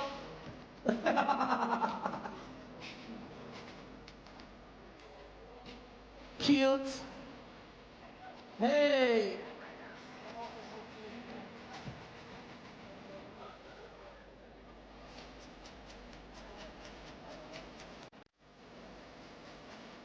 Hey, there you go. What's this? You gotta follow the emoji cam.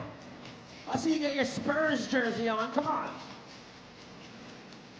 Yes. What? Oh my gosh. Rolling your eyes, smile. Simple one. Hey.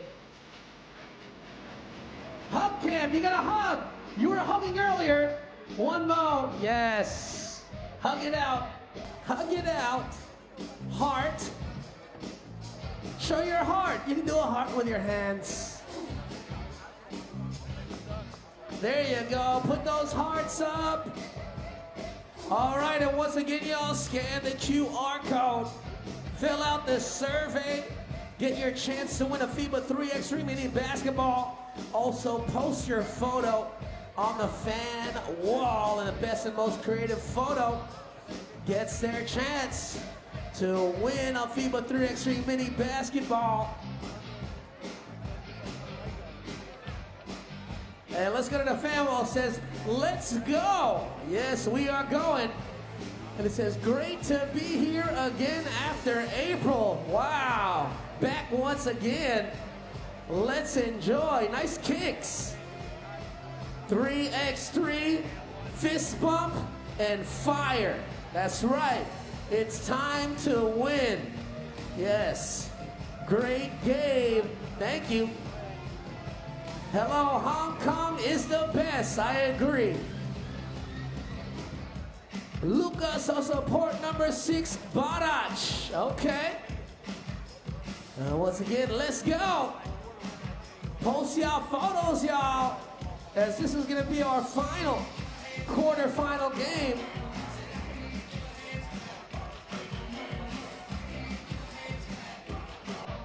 So the winner will be announced by the end of tonight. So post y'all photos, y'all. You still have a chance to win a FIBA 3x3 mini basketball by posting your photo or filling out the survey. And coming up next, we got our quarterfinal, game 4, which is our final quarterfinal game. And the winner of this game will advance to the semi-final game 2, the face Team Paris. We are now down to our final 5 teams, but after this game, we'll be down to our final 4.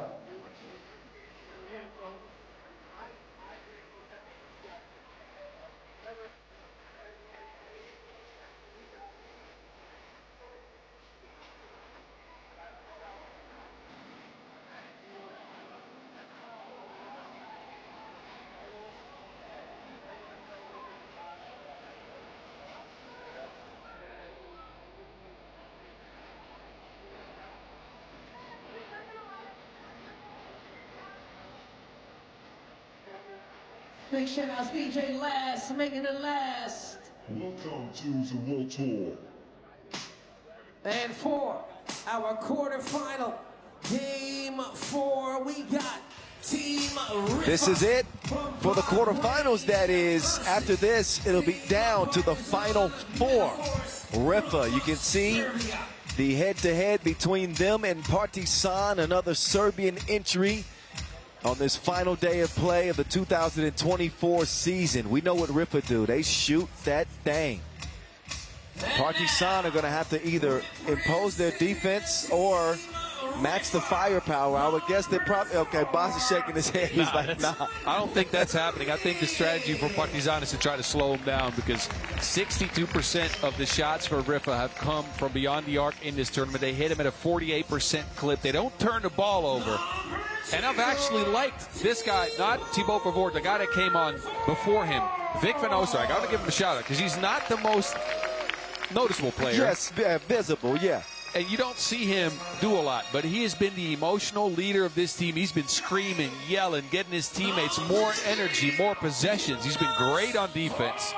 And it's worked for these guys because they played 2 amazing games yesterday. Lost a nail-biter to Amsterdam, but then a beatdown of Ulaanbaatar in only 5 minutes and 15 seconds. What a game. They did it by shooting the nets off. This is really the first time I think that we've seen Forts and Vervoort really thrive at the same time. The 2 leading scorers on this Riffa team. With them thriving and feeding off of each other, the chemistry is continuing to build with this Riffa team. You mentioned what VVO is doing, and we've yet to see Dennis, the menace, get unruly yet, and we know that he's got the potential to do just that. Partizan, though, they've done their scouting report. They know very well Riffa's strengths and weaknesses. They'll try to exploit them. They are one of the underdogs trying to extend their hopes for a World Tour final title. Picked up an upset win over Oob on day 1. Gutsy win. A gutsy win. One that really, I think, served notice to the rest of the field. Like, look, Partizan is not a team that we can afford to look past. Given their season, 13-12 record, blah, blah, blah. It doesn't matter now. Right now, they're playing some good 3x3. Yes, and it's because of shooting. Again, 44% on 2s in the tournament. And we've established yesterday, when they shoot better than 30%, they actually go far in tournaments like this. They've also led the field in key assists. So they're passing the ball. They're getting each other involved. I have to say this, though. The shooting has come down mainly to Milivojevic, who's hit he's hit, I want to say 6 out of 10 shots from 60%, long range. 60%. All the other guys not shooting as many. Actually, Dragovic 1 of 2. He's actually been very efficient. But it's been the emergence of Šupica. 6.5 a game, dominating inside, 11 of 12 inside the paint. That's what propelled this Partizan squad. Bods, we got to get a nickname for Šupica. Yes, we do. It's a cool name. We got to work on that. We got to get in the lab in the offseason. He's worthy and deserving of a nickname. He's, like you said, he's having a great tournament here for Partizan. And there's our 2 officials who will flip our specially designed 3x3 coin for the opening possession. Dennis the Menace Donker, who was in the MVP conversation for most of this season, shooting at 36% from long range, has not had his best offensive tournament so far, but small sample size, just two games here. But here at the quarterfinal stage, he can potentially lift this Riffa team to new heights. Team that performed well at the World Tour final a year ago as Team Antwerp. New name, a little bit of a different team this year. No Casper Augustinian. Oh, there you go. Yeah. There you go. Yeah, in this one. But a smaller lineup. I guess feeds more into their speed, ball movement, and shooting. Pay dividends. Neither team come in unscathed. 1 win, 1 loss apiece. Last matchup between these 2 teams was in Almaty this year in the pool. Bit different lineups, but it was a 19-14 win for Partizan. They kept Riffa to 4 of 18 from 2. They only took 7 shots inside the arc in that game, so they got a little trigger happy there. Well, we'll see what they do in this one because Vervoort and Forts are cooking with Crisco. 8 points per game apiece and have been filling it up from long range. Combined 8 of 16, make that 8 of 17 now. Must-see TV offline. The Gladiator, Milivojevic inside. Oh, patient from Torbica. Good footwork. Score goes and the foul and 1. Potential. Torbica, a really good screener. He's had an up-and-down season. Not so good yesterday in the pool. Not as efficient as you'd like him to be, but that's a great way to start the game.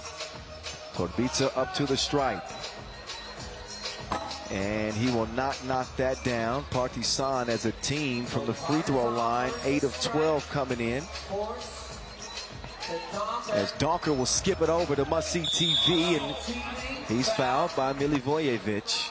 He volunteers that one and heads to the bench, and that will allow Bogdan Dragovic, the Dragon, who's got a shot of legend under his belt from 2017. I think the Dragon's got 36 now. Hard to keep up with the young Vic Van Oostrovic. VVO makes it 1-1. The Dragon up there. Shoot pizza. We're going to see what Forts is really made of. Well, he gets called for the foul here. Force at least has the size and the strength to keep up with Chupitza, because that was just two bodies colliding. I was about to say, you would assume that Chupitza is going to win that bully ball battle, but Forts is heavy enough and strong enough to hold his ground on that matchup. I like it. He stood in there, stuck his chest out, got the whistle, but he's going to set the tone with Chupitza and let him know I'm not to be bullied. Look, he's an underrated inside defender, I think, Jonas Forts. Agreed. Quick hands too. Clever player. Donker revving up the engine. Donker, midi, no good. Dragovic comes down with it. Man, VVO pressures you as soon as you get the ball. Yep, that's his role. It's hell just to get it cleared. His role, and he's very good at that. His role is to be disruptive, to be annoying, to get in your head, and to also get so close to you that you feel he's never going to be away. I think he starts when they're at lunch, and he ends after the game. He better be careful. He can get a harassment charge. He don't leave nobody alone. 2-1, inside, poked away, Milivojevic. I like that. Milivojevic came and played help side on that little bit of a lob pass. Pass was slow. He figured he could get to it. He leaves a shooter to get this, actually. If you don't get it, then you might leave an open shot. We know how vital help side defense can be from the first quarterfinal with Jan Driesen, that help side D. That was, it was something else. It's unbelievable. Kind of reminiscent of that late comeback over Princeton in Shenzhen. You remember the steal? And anyway, that was then. This is now. Vort will miss the looping lay. Forts will swing it back to Must See TV. He's by himself. Now he's got reservations for two. Have a seat.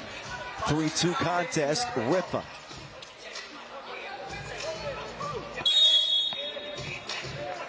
And Donker getting caught reaching in.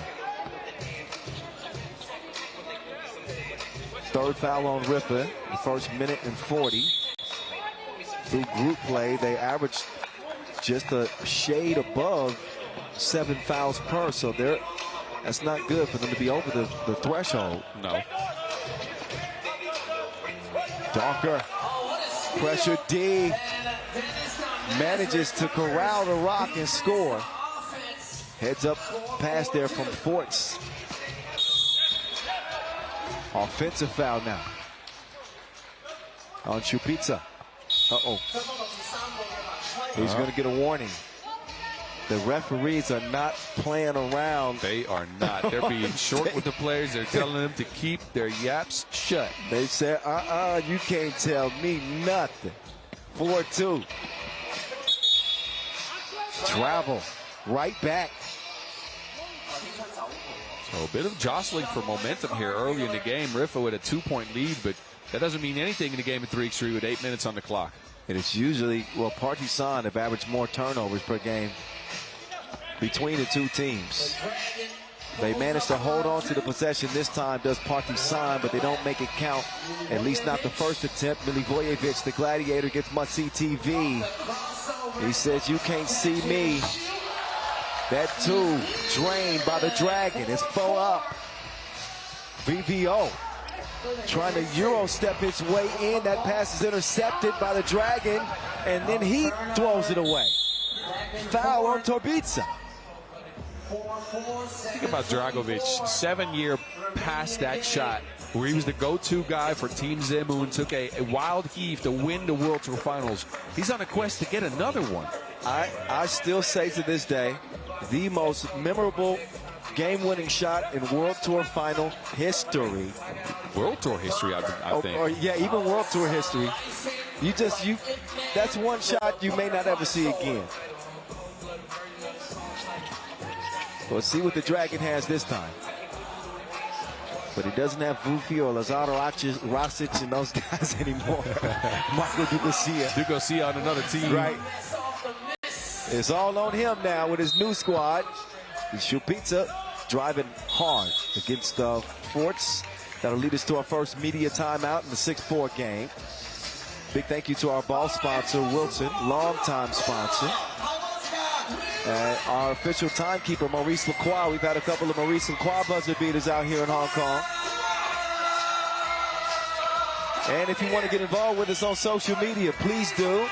Use the hashtag 3x3WT Hong Kong.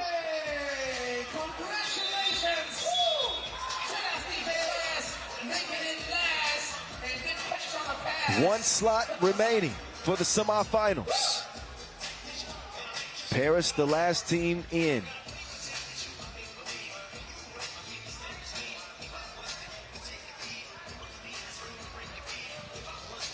Here we go, back to the action. Torbica up top to the Gladiator, Milivojevic.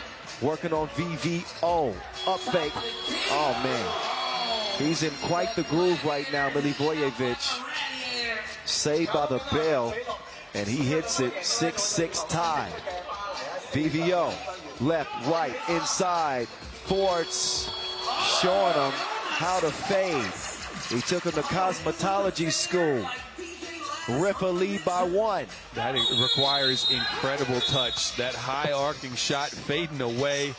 Almost touched the magic sky and went down. It's just, it was a nimble move. Look at the footwork. Straight butter.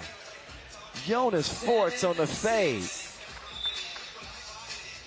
We were talking about incredible shots earlier this year, or throughout World Tour history. The behind the goal, one-handed heave, one leg was crazy too. That's a top fiver for sure. Anyway, that's stolen.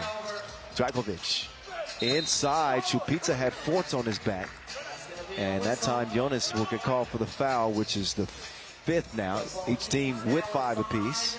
Yeah, it's tough to get around that. That man has got a broad back. He's got to shuffle through doors sideways. Šupica, that ain't no lie. We're going to have to test that out later. 7-6 though. Oh, yep. That is correct. I saw it as well.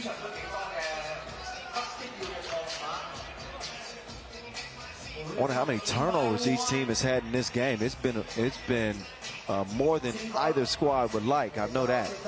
It's been a bit of an ugly start, let's be honest. You see how Dunker always starts tapping that leg when he gets the ball? Yep.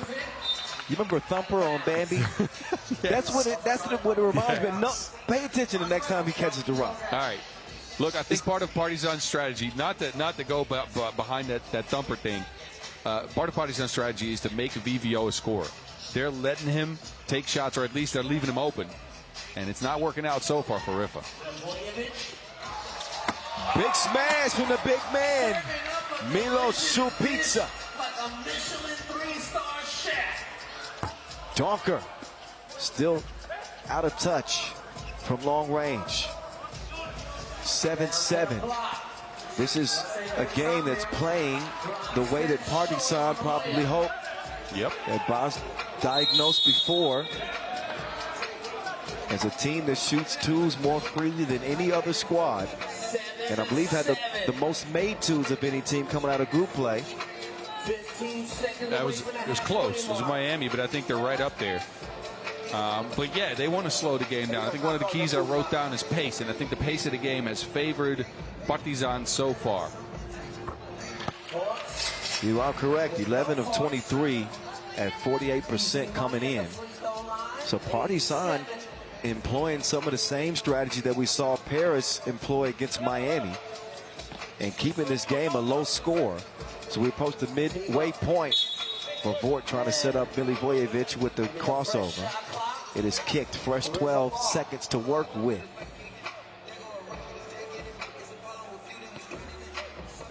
Revort. VVO coming to set the screen. He don't even need to do that. The arc from Noah, or Jonas rather. Dragovic, he busts back. A double team from Riffa on that Milivojevic dribble led to that open shot. I don't understand that. Why would you leave Dragovic? Oh, for Vort, there was contact on the shot. On the forearm, it appears that puts Vort on the line. He was going to shoot 2 free throws anyway, because that is the seventh on Partizan. Puts him in the penalty. Vort trying to extend this Riffa lead. They're leading right now by the slimmest of margins in a 10-9 game. Vort has not missed a free throw here in Hong Kong yet. He's now 7 of 7 at the charity stripe. And, oh, that's the first miss for Vort. Splits a pair. 1 possession game. It stays. The Dragon, no.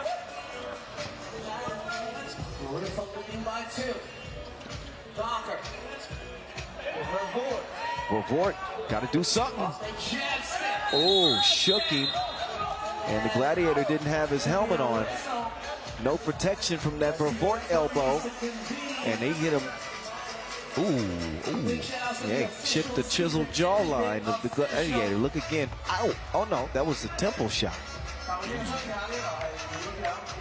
I think those officials are discussing whether or not they need to look at that as a potential upgrade. You think so? I think they need to look at it. Look, I'm not a referee, but that elbow was extended beyond the circle of control. And it might have been inadvertent, but it did hit him in the face. Yeah, and that's an elbow that is not going to look good on replay.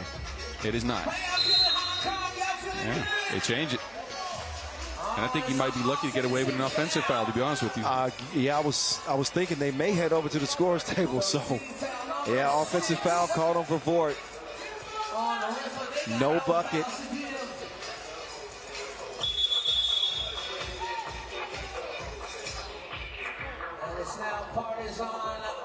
Now we're ready to get back to it. 4:20. This is the last quarterfinal of the Hong Kong 2024 World Tour Final. Shupitsa, he will get contact underneath. Now the big fella goes up to the line for his squad. Fort's just holding on for dear life. He's done a good job up to this point. Now he's going to make Shupitsa make him count from the line. Shupitsa was 50% on his free throws yesterday. 2 of 4, but looks like he has a little bit of touch.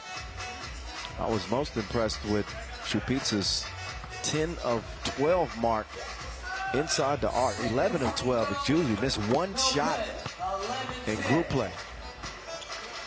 Made it an 11-10 game now. Vort. He nearly hit it. Had a little bit too much sauce on that one. Rebound to the Gravediggers. Partizan assessing the defense, trying to find a hole.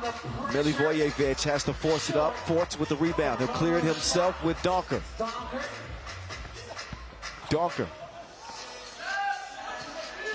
Forts with the fake. 1-2 shoot. That was close. Every time he does a shot like that, you think he's got a chance. Donker, that should give him some confidence. The menace shreds the threads. 3-point lead, Riffa. Donker up top now for Vort with the jab step. Reroutes, changes direction, feeds it inside to Forts. Forts trying to do a replay of Lausanne, I think. Not happening that time. And now time for a media timeout. These players are very likely gassed at this point in the game. Riffa with just a 3-point lead. I'm curious, and I think this might be because Riffa's without a screener, but Dennis Donker has not been as effective. He's passing the ball. He's trying to produce off of movement. Whereas usually he'll mix that up with some ball screen action where he gets away from the screen sideways, will bait you into thinking he's going to shoot, and either shoots or drives to the basket. Have not seen that at all from him. Yeah, Donker a little bit out of sorts. And his team is so used to leaning on, they've leaned on Dennis all year long. It's rare to see him have an off game. He has not had many.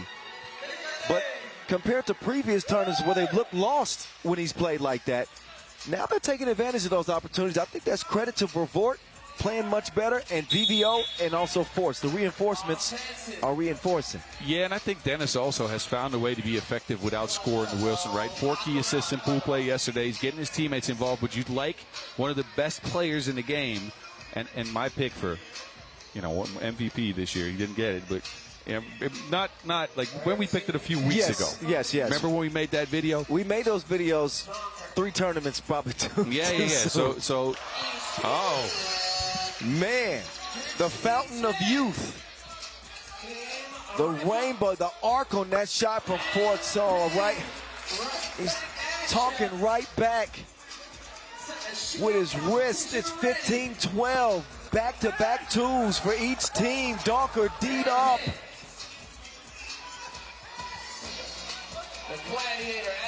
Two and a half. The Gladiator drives, kicks. The Dragon. No.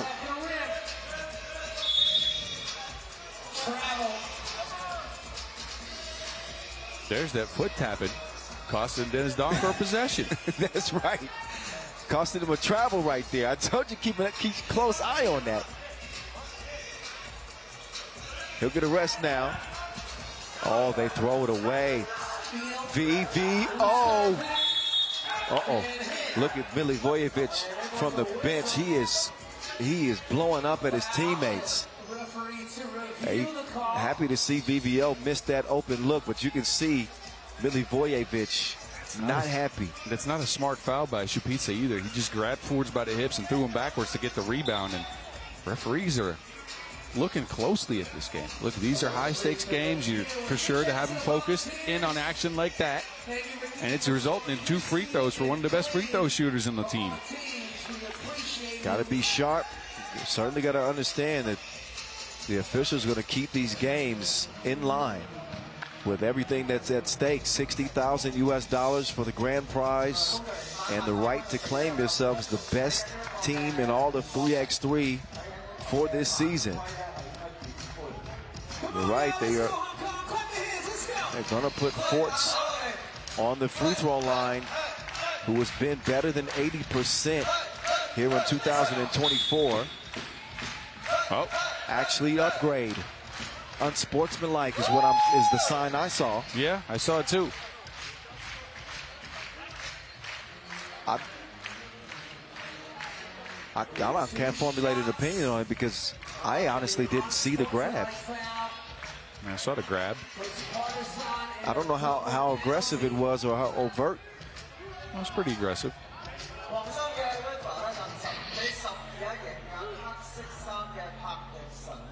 Well, Forts, he's going to try to take advantage here at the line. First of 2. Good.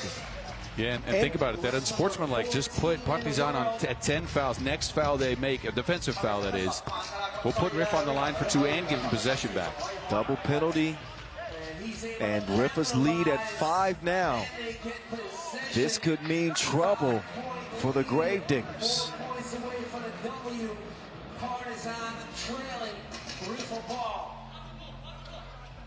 Forts drawing some attention from the defense. Vervoort picks up his dribble. He is being pestered. And Vervoort now called for the bump. That'll mean 2 free throws. Stops the clock. And Torbica will head up. Could potentially make this a 3-point game. A lot of time left, 2:09. This could mean almost a connection in this game for Partizan, though. They're 5 points back if he hits well. See? Right in the middle of your sentence. I didn't mean to jinx that, but anyway. Yeah. They need to get closer to a 1-possession game here. Well, 2-possession game after that trip to the strike. 4-point lead, Riffa. Look at Dragovich locking in. Look at this Partizan defense. Gonna force another Donker travel.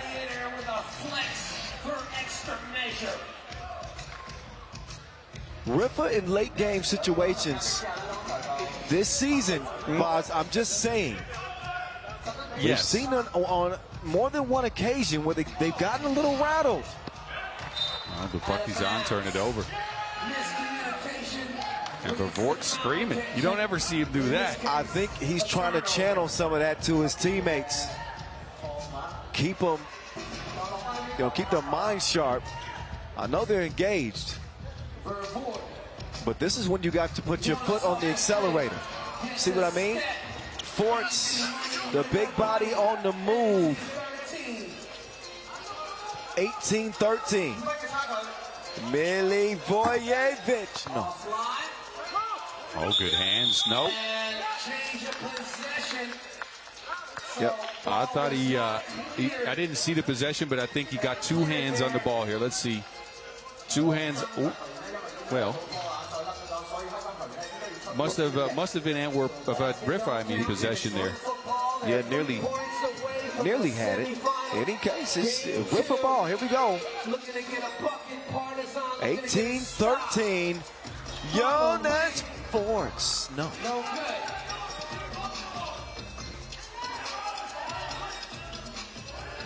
Just over a minute to play. Milivojevic is going to force it up. Is this the time where you have to force twos now? No, and I thought on that pick and roll they needed some more patience. I think Chupitza's had a really good screen. Milivojevic actually went up for the shot, but Chupitza had a wide open roll to the basket. You need points. It doesn't matter if it's 2 or 1. It's not the time to start heaving up twos just yet. You got about 68 seconds left in the game. Take what the defense gives you. Otherwise, you become one-dimensional. And obviously, Riffa going to focus their attention on making those twos as difficult as possible. So, hotly contested attempts from beyond that arc are not high percentage. No. Drive, try to see if you can get a foul. And look, that's always my feeling with this Partizan squad. That Milivojevic Chupitza pick and roll could be one of the most potent pick and rolls in all of 3x3. In my opinion, they don't run enough. I mean, and I'm not their coach. I'm not there in practice. But I like it every time I see it. Talk that talk, boss. Talk that talk. You play this game, you know the deal. Over a minute to go. Even Chupitza then was looking to make the extra pass. He reluctantly scores it. But still a lot of game left here. Darker. No, sir. Rebound to Partizan. Quick move. Oh, that was from N1 mixtape material. Dragovic with the behind the back curl. That was reminiscent of Aaron Royer. Facts. Aaron had that in his bag. This game might be in the bag. The Forts is with him. Jonas Wade, it's answered. Partizan not going away yet, but Riffa need a bucket. Just one. Jonas must see TV. No. Dragovic saves it. Oh, he steps on the line. Uh-oh. He challenges it, though. He said he might have established position in inside the arc, inside the field. Let's see.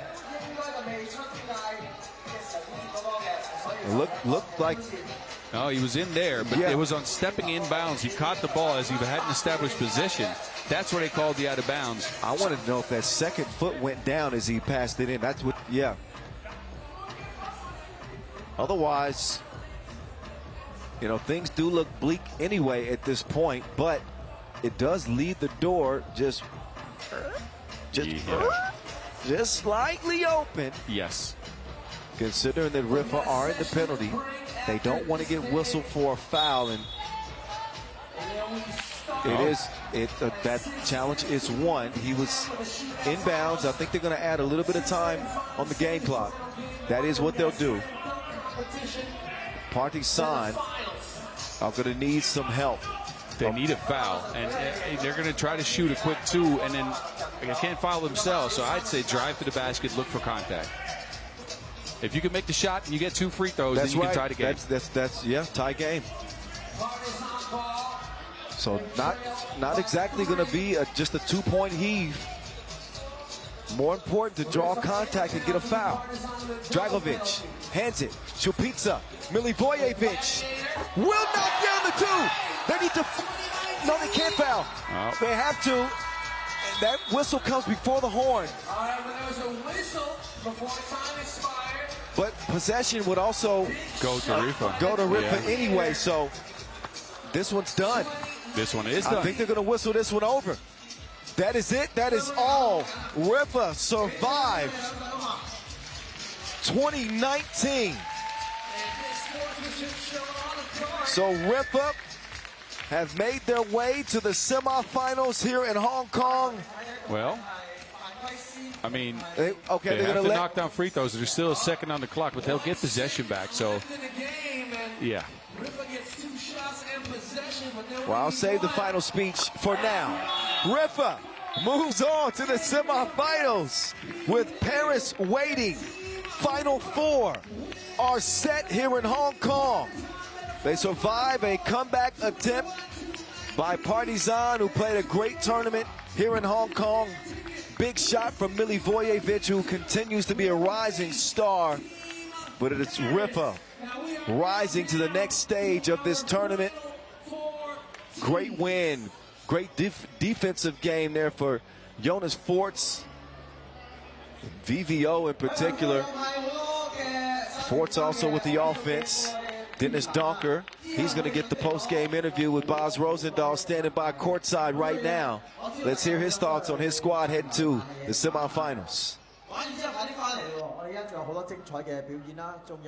Dennis, congratulations, another win for your team, Riffa. You're in top four here at the World Tour Finals in Hong Kong. Your first thoughts? I think coming here, our goal was to be in the top four, so we accomplished that. And I think from this point on, anything's possible. You're playing in a lineup that we have not seen at all. Injuries kind of ravaged your team down the stretch. Brian Duval, Casper Augustijn are both out. What did you adjust to be able to perform with these four guys on the court? I think it starts off the court with us. I think we're such a close group, and whenever we come on the court with whatever lineup, it doesn't matter because we know each other so well. And I think we're small right now, but we're finding other ways to figure it out. So I'm happy for us. Figuring out worked into the top four. Congratulations.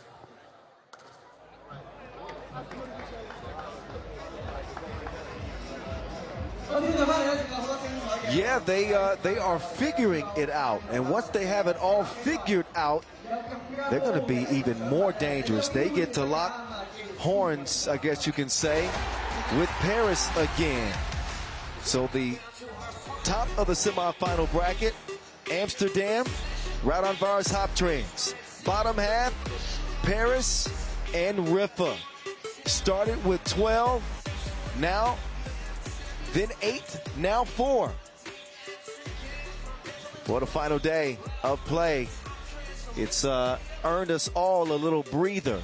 As we get prepared for our session break, we'll have about a little over an hour to get reset for the semifinals, the dunk competition, the two-point shootout.